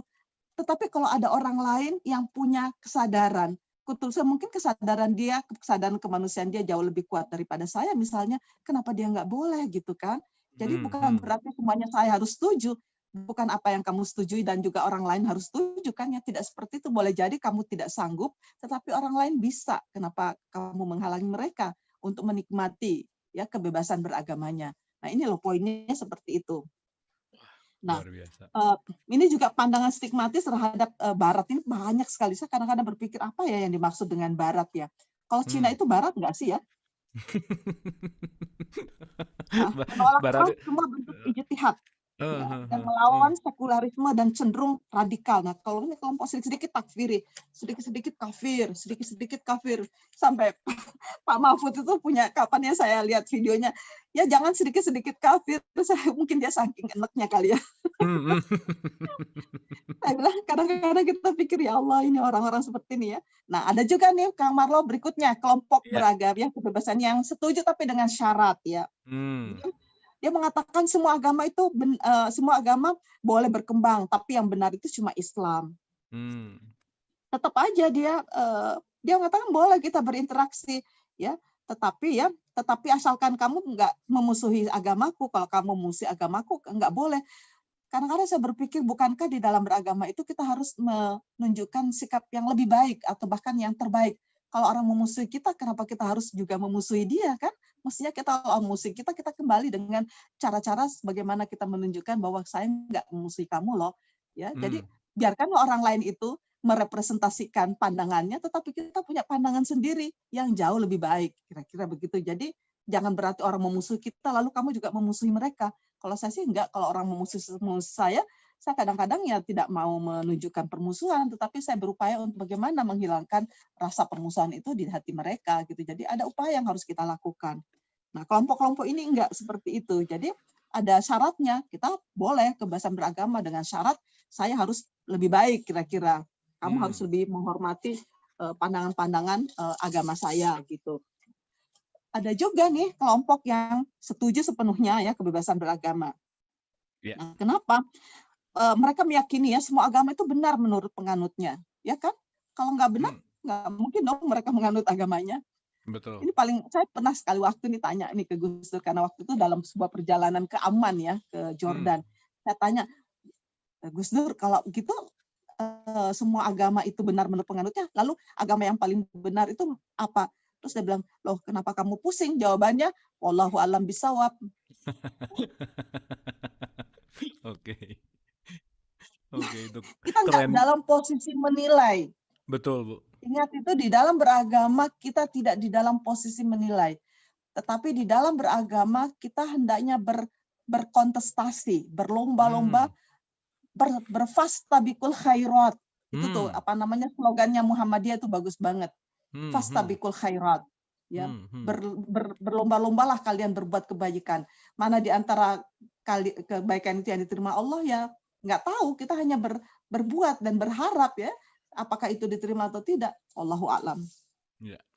Jadi beragama itu easy banget deh, fun gitu. Jadi kita berbuat sebanyak-banyak, seoptimal yang kita bisa. Nah, semua agama menjanjikan keselamatan ukhrawi. Dan kelompok-kelompok ini mengatakan ya nggak apa-apa keluar masuk agama, ya itu adalah sebuah proses ya, proses journey, proses perjalanan.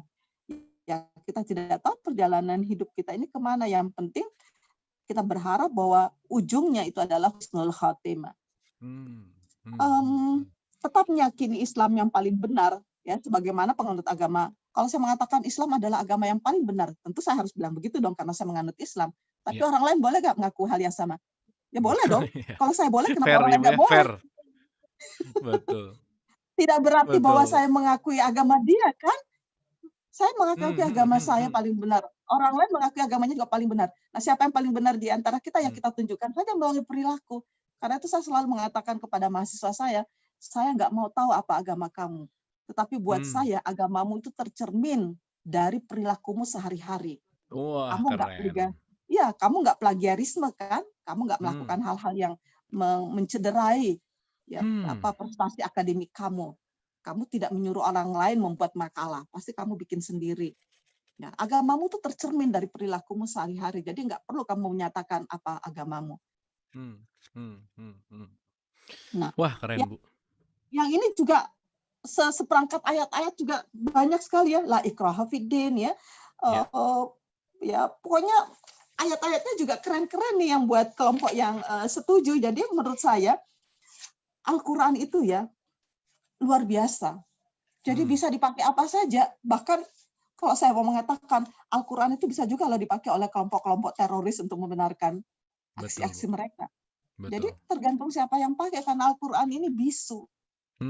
Karena itu mari kita menjadikan Al-Quran ini sebagai pedoman ya, hudan, petunjuk yang betul-betul ya membawa kita kepada buat saya ya, terakhir ini saya ingin katakan masih ada, coba bisa di next berikutnya. Nah, ini doktrin universal Islam.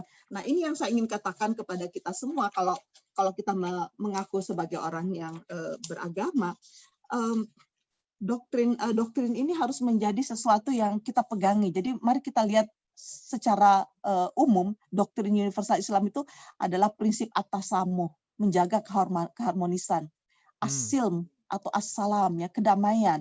Ya, al-ukhuwah, ingat nggak di dalam Islam itu bukan ukhuwah Islamiyah aja loh. Di situ ada ukhuwah basyariyah. Basyariyah, yes. Basyariyah atau ukhuwah insaniyah. Jadi kerukunan atau persaudaraan antar manusia. Bahkan ada ukhuwah makhlukiyah, persaudaraan sesama makhluk. Karena bukan hanya kita kan di dunia ini ada jin, ada yang lain-lain, ada makhluk-makhluk, bahkan ada binatang-binatang yang lain. Semuanya kita harus memberikan kasih sayang kepada mereka. Ada at-tarahum, saling menghormati, at-ta'awun, ya, kebersamaan dan tolong menolong. Jadi menurut saya prinsip-prinsip universal ini harus menjadi acuan di dalam kita mengekspresikan ajaran agama kita dalam ibadah, dalam muamalah, dan dalam apa saja ya. Wah, Next ya, luar biasa. Oke, berikutnya. yap, silakan. Nah, nah ini dia yang sekarang sedang gencar kita kembangkan, prinsip Islam yang rahmatannya lil alamin. Apa itu adalah agama yang mengedepankan cinta kasih serta akomodatif terhadap nilai-nilai kemanusiaan. Ajaran yang menjunjung tinggi nilai keadilan dan kesetaraan. Bahwa semua manusia itu setara. Jadi jangan ada yang merasa lebih dekat kepada Tuhan ya, belum tentu loh. Jadi jangan merasa sok Jangan GR ya, Bu ya. memiliki. Iya, jangan GR gitu. Jadi kita ini semuanya sama sebagai hamba. Jadi nggak boleh kalian itu menghakimi, menjudge orang lain apapun dia.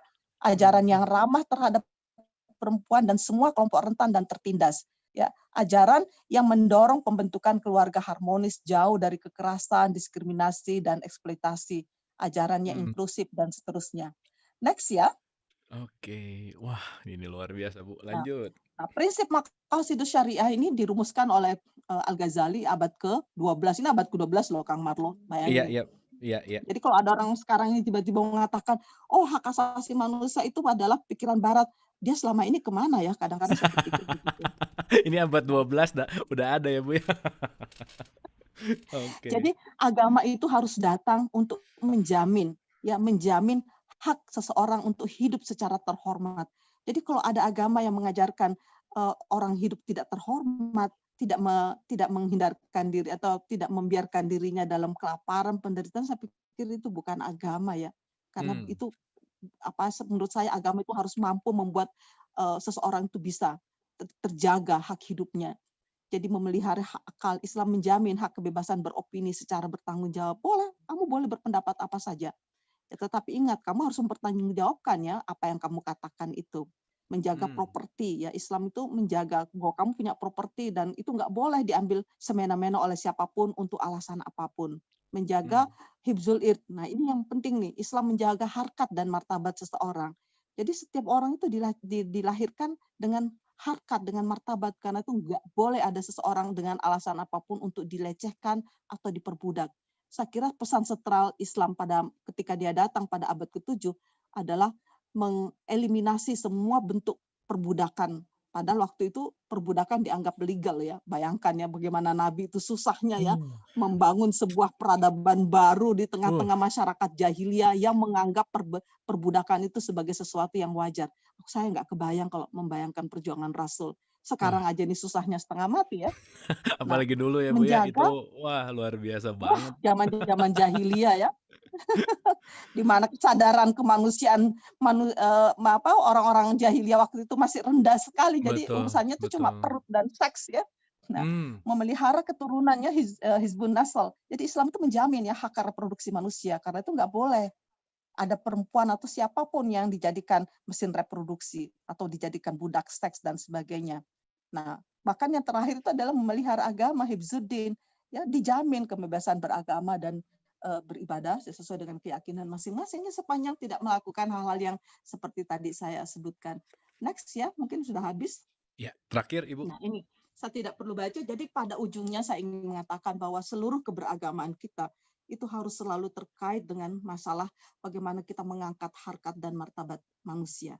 Saya kira itu, Kang Marlo, mudah-mudahan ada manfaatnya. Terima kasih. Wassalamualaikum warahmatullahi wabarakatuh. Waalaikumsalam warahmatullahi wabarakatuh. Waduh, boleh tepuk tangan dulu nih. Ini sampai nggak nafas, Ibu. Dengernya sampai luar biasa ya, mind blowing sekali. Lugas, dalam, based on experience, dan benar-benar membuka wawasan kita semua. Luar biasa sekali, luar biasa sekali.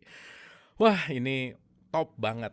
Dan sahabat Dialog Positif, semua yang hadir di sini maupun yang di YouTube, kalau ada mau bertanya atau memberikan satu apresiasi, boleh. Ini udah ada yang raise hand ya. Kita ke Ibu Liza Cahyana Mustafa dulu. Silahkan, Bu Liza. Selamat malam, Bu Musda. Selamat malam, Kang Abu. Malam, Bu Liza. Silahkan. Ya, saya mah kalau Ibu Musda memang beberapa kali waktu di kajian di Paramadina, Ibu, itu buat saya tuh Ibu tuh emang udah keren banget. Menurut saya, aduh luar biasa memang pemahaman dan pemikirannya. Waktu itu saya ingat banget, saya tanya Udah mengenai lama loh itu, Bu. Udah lama kenapa? sekali loh itu. Udah lama Iya, sekali ya. iya, berapa kali kan waktu itu bikin kajian, paket kajian ya di Paramadina. Terus saya bertanya juga tentang baju muslim, Ibu jawabnya, wah keren Bu, luar biasa. Saya asik nih bilang gitu kan. Asik. Kemudian saya juga pernah ikut di acara Ibu di tempat itu Indonesian Conference Religion on Peace dan Peace Ibu di Cempaka Putih tuh. Oh Waktu itu iya itu. ada dari Ahmadiyah, ada ya pokoknya pendeta dan Buddha itu, aduh suasananya buat saya juga memang, aduh saya seneng banget deh. Nah, Ibu yang mau saya tanyakan, ini kan bagus banget ya Ibu apa tadi paparannya semua itu. Alangkah baiknya maksud saya kalau seumpamanya itu bisa cakupannya bisa meluas gitu loh, Bu. Maksudnya bisa meluas sampai dari ujung, Indonesia bagian barat timur kalau bisa gitu. Nah, saya mau tanya, jadi gimana peran yang telah diperjuangkan oleh ICRP ini dalam masyarakat? Sehingga pemahamannya itu bisa seperti Ibu sampaikan. Mungkin menurut saya bisa mungkinnya dibuat diaspora-diasporanya gitu loh, Bu. Itu persatu ya, Bu, ya. Terus yang kedua kan, nah belakangan ini fenomenal lagi Bu ya kita lihat, wajah Islam belakangan ini tuh menyeramkan banget. Buat saya sih itu ini banget ya Bu ya, tidak menunjukkan Islam yang damai gitu, mereka mencaci maki, mengkafir-kafirkan. Ini, gimana ya bisa merubahnya ini, karena ini begini berulang-ulang terus gitu loh ya Bu Musda.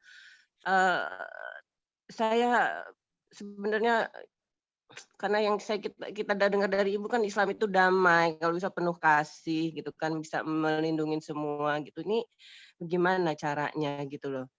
Dan satu lagi saya ingat banget ada, saya waktu itu pernah kuliah di Universitas Al-Azhar ya Ibu ya, dan itu saya, karena saya waktu di awal dibilang bahwa, "Oke, harus pakai baju muslim nggak?"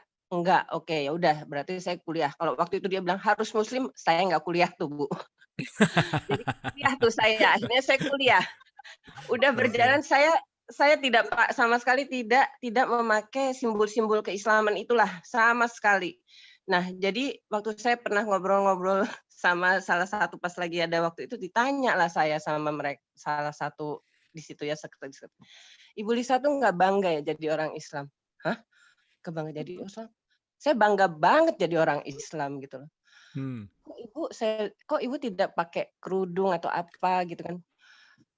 Saya terus cuma bilang, "Memang harus ya menunjukkan kesalehan itu di depan umum," maksud saya orang bawa-bawa tasbih, pakai baju harus jilbab, terus, tulisan-tulisan lah Arab di mobilnya apa segala nah itu gimana tuh menurut Ibu tuh? Tentang kesalehan-kesalehan, simbol-simbol kesalehan yang seperti itu gitu loh, Bu. Udah itu aja. Baik, terima kasih Mbak Liza. Wah, ini pertanyaannya perlu 6 SKS kayaknya ya untuk dijawab sama Bu Musda. Oke, Ibu silahkan untuk memberikan komentar. Silahkan. Ya. Yang pertama itu tentang ICRP ya. Ya, ICRP itu ICRP adalah betul. organisasi, ini satu-satunya loh di Indonesia organisasi lintas agama yang betul-betul, saya nggak tahu pakai ini satu-satunya karena menurut saya organisasi lain yang mungkin yang saya sebutkan ini ICRP dan sekutu-sekutunya ya, karena beberapa kita punya simpul organisasi di daerah-daerah. Jadi ini bukan organisasi massa Kang Marlo. Jadi ICRP Mhm. itu adalah organisasi semacam NGO yang karena pemiliknya atau pendirinya itu orang-orang yang low profile, jadi kita nggak mau bikin cabang di mana-mana, itu nggak model seperti itu karena kita tidak ingin merasa diri lebih baik daripada di daerah. Jadi yang ada tuh di daerah tuh simpul-simpul ya, simpul-simpul atau mitra-mitra ICRP yang punya visi yang sama menjadikan agama sebagai sumber perdamaian. Jadi Oke. ICRP jadi Indonesian Conference on Religion for Peace. Jadi bagaimana memastikan religion itu hanya untuk for peace ya, bukan Mhm. untuk kepentingan politik, bukan untuk kepentingan jualan jualan apa yang lain-lain komoditi apa gitu. Jadi kita nggak seperti itu. Jadi benar-benar mengedepankan dialog agama, memperjuangkan kebebasan ya untuk semua warga negara apapun agama dan kepercayaannya. Nah, sayangnya ICRP ini dalam kerja-kerjanya itu banyak yang berseberangan dengan pemerintah. Ini juga sih problemnya ya, karena kita tidak memperjuangkan 6 agama, tetapi semua agama dan kepercayaan yang hidup dan tumbuh di Indonesia. Bahkan juga di dalam kami itu ada kelompok-kelompok yang mengaku agnostik. Ya buat kami ya, sepanjang kamu tidak melanggar hukum, ya why not ya kamu boleh gabung sama kita. Jadi mereka menyatakan diri, ya kami nggak punya agama dalam arti formal ya, tetapi kami punya spiritual ya, upaya-upaya mengasah spiritualitas kami berketuhanan dalam arti yang tidak punya agama formal. Buat saya sih nggak ada masalah ya. Bahkan juga ada orang-orang yang mengaku dirinya sebagai kelompok kafir liberal ya.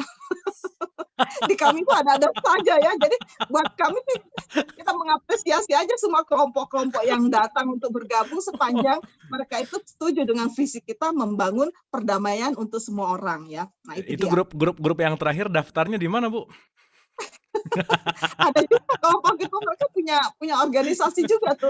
Aduh, itu keren. Kafir liberal. Ada aja, luar biasa. Tapi jangan dikira loh orangnya itu baik-baik itu perilakunya santun-santun gitu ya. Menurut saya ini aneh juga nih, itu udah kafir liberal tapi kok santun gitu ya, heran. Nah, yang kedua ini bagaimana kita beragama dengan tidak mengedepankan simbol-simbol keagamaan atau mengedepankan artifisial agama ya.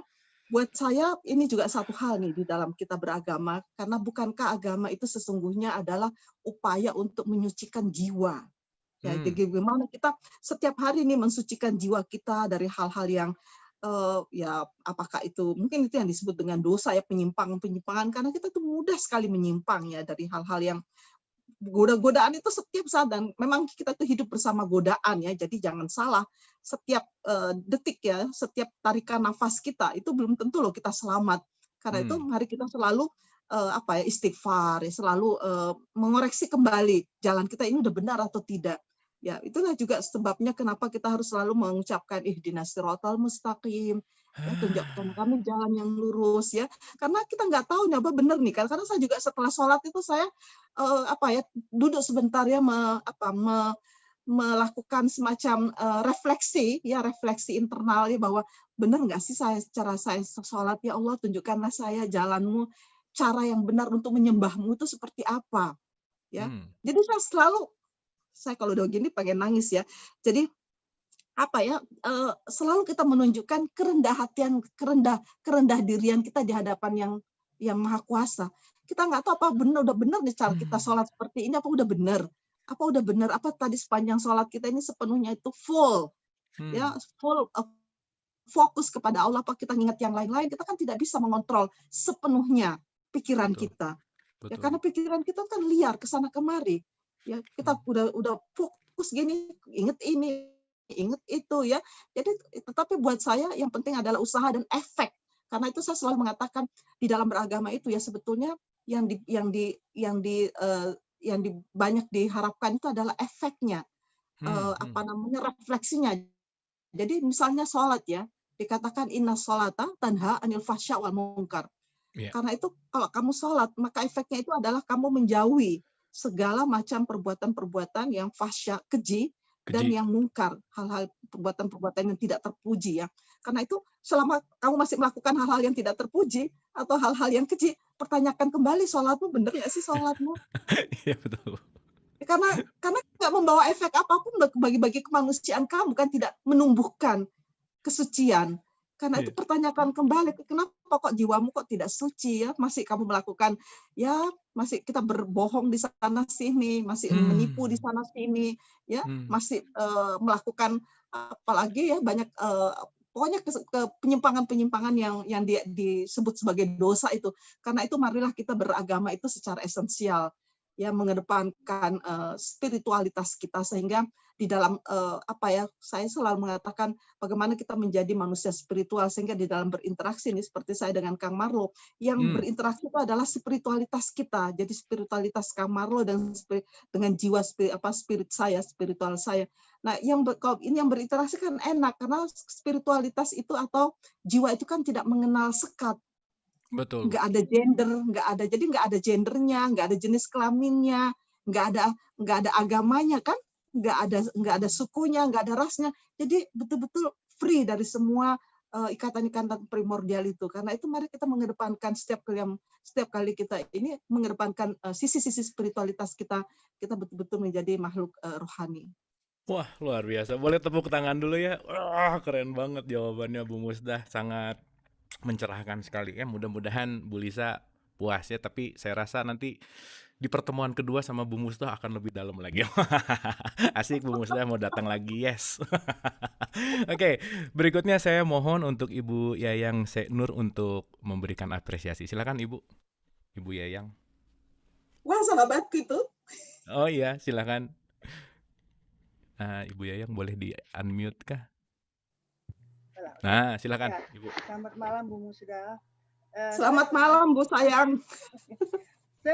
Saya mau tanya sesuatu yang pribadi sebetulnya nih, tapi siapa tahu bisa Ibu Musda bisa berbagi pada kita semua gitu ya. Jadi pernah Quraisy Shihab menyatakan bahwa jilbab itu bukan identitas Islam. Dan Nurholis Majid juga pernah saya tanyakan, kenapa Mbak Umi kok nggak pakai hudung-hudung waktu itu sama sekali? Dia bilang, oh yang namanya aurat itu di sini aja. Karena dulu kan di zaman jahiliyah itu kan orang jahil, ya, orang liar sekali. Jadi yang namanya aurat itu ya sekitar sini, sekitar torso aja gitu, bukan kepala. Nah, jadi saya berkesimpulan, oh rupanya busana itu busana Timur Tengah. Karena kalau kita lihat patung-patung Maria atau Magdalena itu, dia juga pakai kerudung juga kan mereka gitu, pakai juga gitu. Nah, pertanyaan saya kepada Bu Musda kan itu kan katanya pernah saya tanyakan juga dulu tomboy waktu mudanya, liar juga. Gitu ya, oke. Tapi dia menjadi orang yang terpelajar dan liberal. Nah, yang saya mau tanyakan, bagaimana Bu Musda sekarang mendesain untuk memakai jilbab? Sebab mantu saya punya mantu sekarang yang berjilbab. Nah, kan pusing kan saya. Saya mau nanya sama dia, bagaimana kamu mula-mula berjilbab? Jawabannya adalah karena keluarganya berjilbab semua. Nah, saya mau tanyakan sekarang Ibu Musda, bagaimana Ibu Musda merasakan, gue mau pakai ini gitu. Oke, terima kasih Bu Yayang. Wah, ini pertanyaannya tajam banget nih ya. Oke. Mangga Ibu Musda, silakan untuk direspon. Iya, saya itu besar di lingkungan pesantren ya. Jadi saya sudah menggunakan tutup kepala meskipun dulu waktu saya di pesantren itu nggak seperti ini.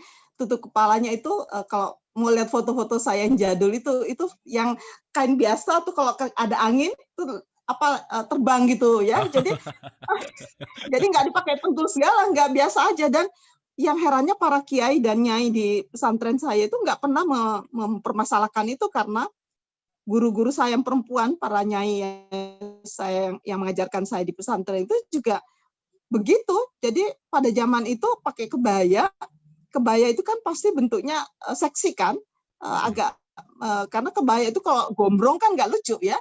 Jadi harus pasti harus ketat ya di tubuh dan mengikuti lekuk-lekuk tubuh.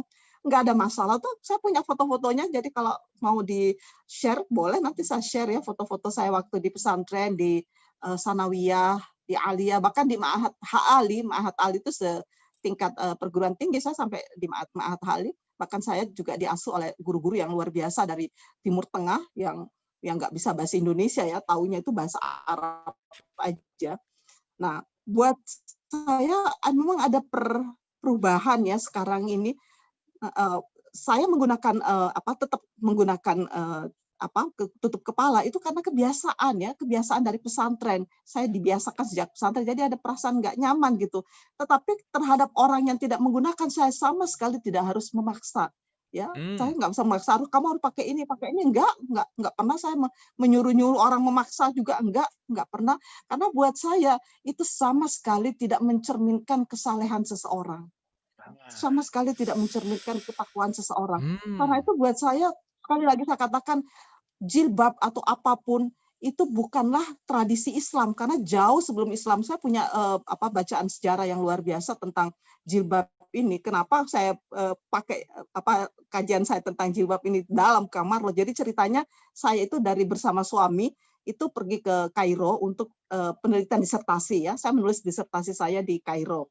Nah, sebelum ke Kairo saya mampir dulu ke Madinah, ke Mekah untuk melaksanakan haji yang keberapa gitu ya. Jadi kami iseng dulu, jadi kita mampir dulu ke waktu itu bulan haji.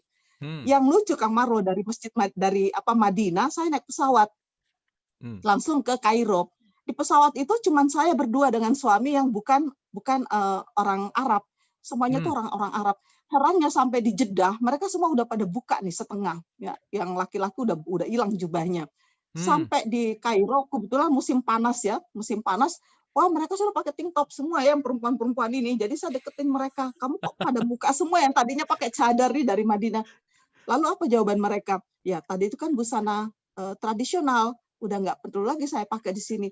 Saya itu terkejut ya, itu pertama kali saya benar-benar terkejut dengan persoalan jilbab ya, karena saya dibesarkan di pesantren. Saya akhirnya hari pertama saya di perpustakaan, saya cari semua buku-buku tentang jilbab di perpustakaan Al-Azhar, dan disitulah saya menemukan bahwa ada ribuan pendapat ya tentang apa itu jilbab dan apa itu aurat. Aurat itu bukan hanya semata soal tubuh ya, karena kalau rambut kita gitu ya Bu ya. mempelajari suara, Kak Marlos, kakek saya itu seorang kiai tradisional, suara bagi dia itu adalah aurat. Karena itu saya nggak boleh, waktu saya masih gadis, saya nggak boleh suara saya itu terdengar sampai ke ruang depan ya. Kalau suara saya itu terdengar menyelekik sampai ke depan, kakek saya itu mesti masuk ke dalam. Itu suara siapa tadi kedengaran? Itu aurat, itu nggak boleh. Itu segitunya loh ya. Saya itu dibesarkan dalam tradisi seperti itu. Karena itu kalau saya sekarang menggunakan pakai jilbab, itu adalah sebuah kepatutan sebagaimana Anda melihat seorang biarawati ya. Biarawati kan pakai jilbab kan? Ya sebagai sebuah simbol, karena saya kan dosen agama.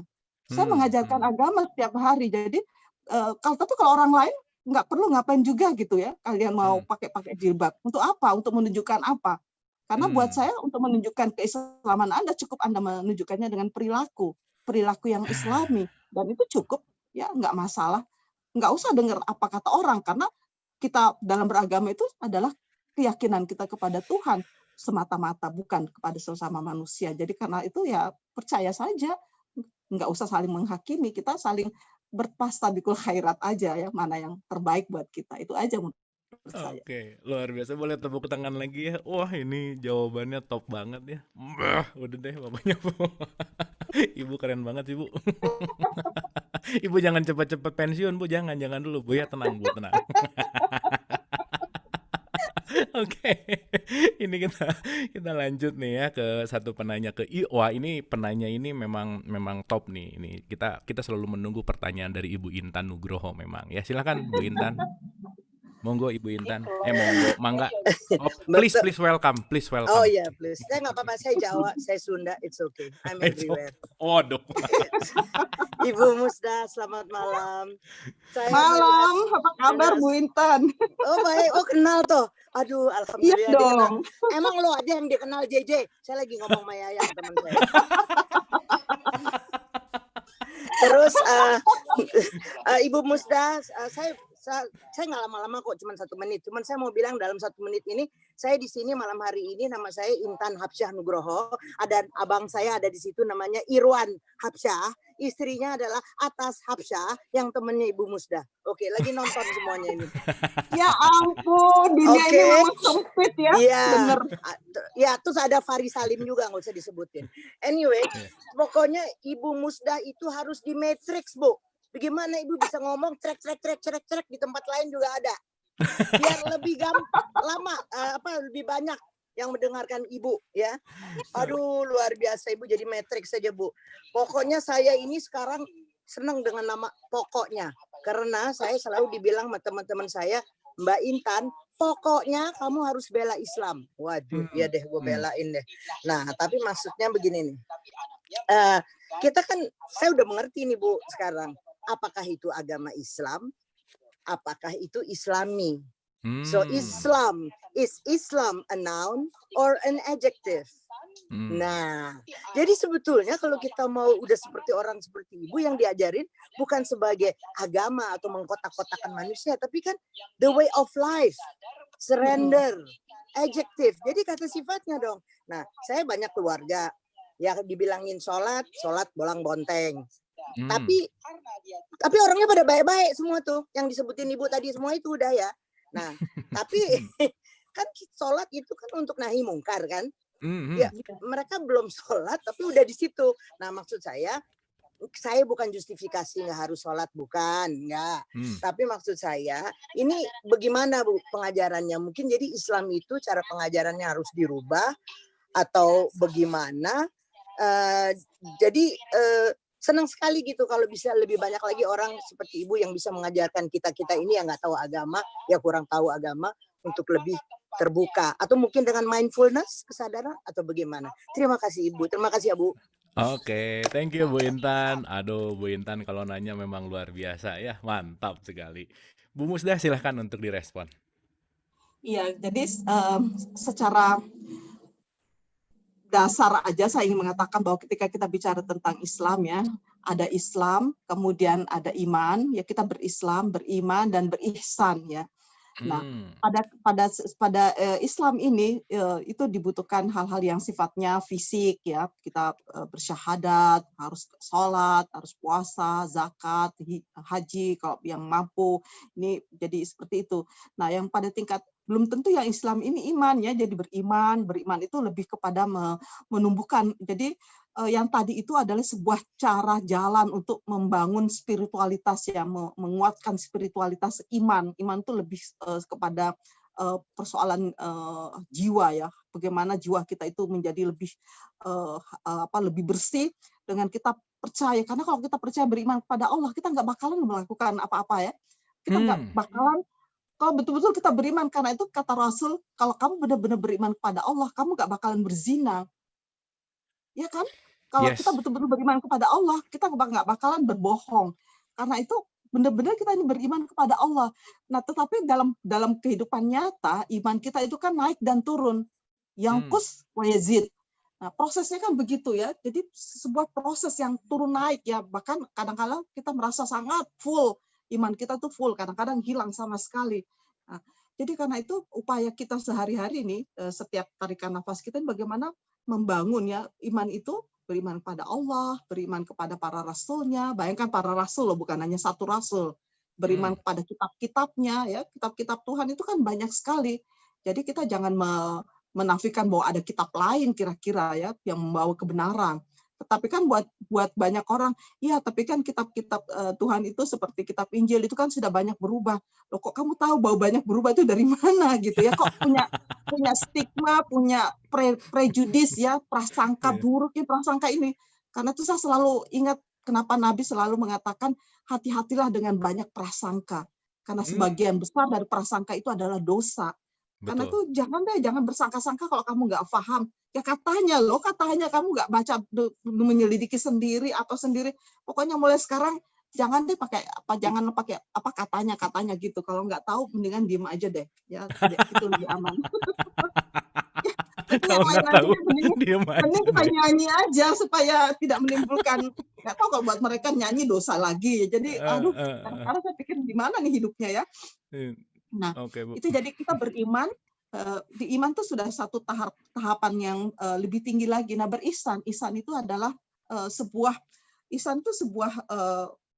adjektif ya, nggak bisa disebutkan dengan satu kata. Ihsan itu adalah sebuah kondisi di mana kamu merasa Tuhan itu selalu melihat kamu, atau kamu melihat Tuhan. Kalau kamu tidak bisa melihat Tuhan, itu kamu merasa bahwa Tuhan itu selalu memperhatikan kamu. Nah, kondisi yang seperti ini kan sebuah kondisi yang menurut saya itu sudah sangat, kalau di dalam tasawuf itu makamnya itu sudah sangat tinggi ya. Nah, itulah agama itu kan mengantarkan kita kepada posisi atau kondisi seperti itu. Kondisi di mana kita merasa selalu diamati oleh Tuhan. Jadi nggak usah peduli dengan pengamatan manusia. Kan? Karena itu lebih baik kita selalu mengatakan, aduh, saya sudah melakukan apa hari ini? Apa yang membuat Tuhan senang ya? Karena itu saya selalu teringat ya pada sebuah hadis qudsi. Hadis qudsi itu bunyinya gini, Tuhan berfirman ya, atau berfirman dalam sebuah diskusi mengatakan, ketika saya sakit, kamu tidak datang menjenguk saya. Lalu ditanyakan, orang berkata, ya Tuhan, kamu kan maha kuasa, bagaimana kamu bisa sakit? Lalu Tuhan mengatakan, ya hambaku, kamu ingat nggak si Fulan itu kan sakit, kenapa kamu tidak mengunjungi dia? Andai kata kamu mengunjungi dia, kamu mendapati aku di sisinya. Lalu dia mengatakan, ketika saya lapar, kamu tidak memberikan saya makan. Lalu berkatalah manusia, bagaimana saya akan memberikan makan kepada kamu? Bukannya kamu maha kuasa ya Tuhan? Loh, kamu lupa, ya saudaramu itu kelaparan, tapi kamu nggak datang memberikan makan. Andai kamu datang, kamu menemui saya di sisinya. Ya, Tuhan mengatakan, saya dahaga, haus, tapi kamu nggak memberikan saya minum. Lalu manusia mengatakan, bagaimana saya akan memberikan minum kepadamu? Kau kan maha kuasa. Ya, tapi kan saudaramu itu kan kehausan. Ya, saudaramu itu butuh minuman, tapi kamu tidak datang menjenguknya, tidak datang memberikan minuman. Padahal saya ada di sisinya. Jadi agama itu adalah, lagi-lagi ujungnya itu adalah kemanusiaan. Bagaimana kita mengabdi untuk kemanusiaan dengan setulus hati kita, bukan untuk ria, tetapi semata-mata kita menghilangkan semua ya ambisi-ambisi kita di dalam hidup kita, ambisi-ambisi yang jahat ya, yang ingin merusak kedamaian, tetapi ujungnya itu adalah bagaimana kita membangun kekuatan spiritualitas diri kita sehingga kita betul-betul bisa merepresentasikan diri kita itu sebagai sebagai hamba Tuhan dan sekaligus juga sebagai khalifahnya di bumi ini. Wah, luar biasa Ibu. Wah, super keren banget. Boleh tepuk tangan sekali lagi Ibu dan Bapak. Ya, ini malam hari ini 90 tuh memang spesial, episode 90 nih. Wah, udah deh, super mind blowing sekali. Tapi pengennya sih, tapi tadi Ibu Musda mau bilang mau balik lagi, jadi tenang aja. Nanti akan ada season 2. Udah, waktunya udah lewat loh. Iya, Ibu, aduh mohon maaf Ibu, saya janjinya cuma 1 jam atau jam 9 lebih sedikit, tapi ini udah 21.35 karena ada satu penanya. So, Ibu, saya mengucapkan terima kasih banyak. Sebelum kita tutup, mohon final statement untuk episode 90, untuk pesan untuk kita semua. Mangga, Ibu Musda. Ya, saya ingin mengajak kita semua ya, sesama manusia dan sesama makhluk. Mari kita menjadikan agama sebagai media utama untuk mensucikan jiwa kita dan juga untuk menumbuhkan kekuatan spiritual di dalam diri kita sehingga kita dapat menjalankan peran utama kita sebagai khalifah di atas bumi ini. Dan dengan demikian juga kita dapat menjalankan misi kita, amar ma'ruf nahi mungkar. Amar ma'ruf itu adalah sebuah upaya-upaya transformasi. Bagaimana kita mentransformasikan diri kita menjadi lebih baik, lebih positif, lebih konstruktif, dan lebih bermanfaat untuk sesama. Dan upaya-upaya nahi mungkar itu adalah upaya-upaya humanisasi, bagaimana kita humanize human being, yang memanusiakan sesama manusia melalui kegiatan-kegiatan pendidikan, edukasi, advokasi, publikasi, yang semuanya itu berakhir kepada upaya upaya memanusiakan sesama. Karena itu menurut saya agama itu ujungnya adalah bagaimana kita membangun ya kemanusiaan untuk kemanfaatan bagi semua manusia. Karena itu saya selalu ingin menyampaikan hadis Nabi yang paling banyak saya apresiasi, yang banyak saya amalkan. Khairukum anfa'ukum linnas. Orang yang terbaik di antara kamu adalah orang yang paling bermanfaat kepada sesamanya. Saya kira itu saja. Terima kasih. Wassalamualaikum warahmatullahi wabarakatuh. Waalaikumsalam warahmatullahi wabarakatuh. Luar biasa, so beautiful, alhamdulillah. Boleh sekali lagi tepuk tangan untuk Ibu Musda. Bersyukur sekali, terima kasih Ibu. Kalimat-kalimat, kata-kata, pemaparannya benar-benar membawa kita menuju kepada kesadaran yang puncak gitu, kesadaran keruhanian kita. Terima kasih sekali lagi Ibu, tidak terhingga. So, kebermanfaatan adalah output, bahwa tadi di akhir kalimat bahwa sebaik-baik manusia adalah manusia yang bermanfaat. Kitab suci mengatakan bahwa berlomba-lombalah dalam kebaikan, tidak berlomba-lombalah dalam kebenaran. Maka simpanlah kebenaran di dalam, yang keluar hanyalah output dari kebenarannya adalah kebaikan. So, Mudah-mudahan kita selalu senantiasa menjadi makhluk-makhluk yang selalu mengedepankan kebaikan dan selalu membuat kebermanfaatan seluas-luasnya. Terima kasih, mohon maaf lahir dan batin. Wabillahi taufiq wal hidayah. Assalamualaikum warahmatullahi wabarakatuh. Oke, jangan dulu pulang sebentar, jangan dulu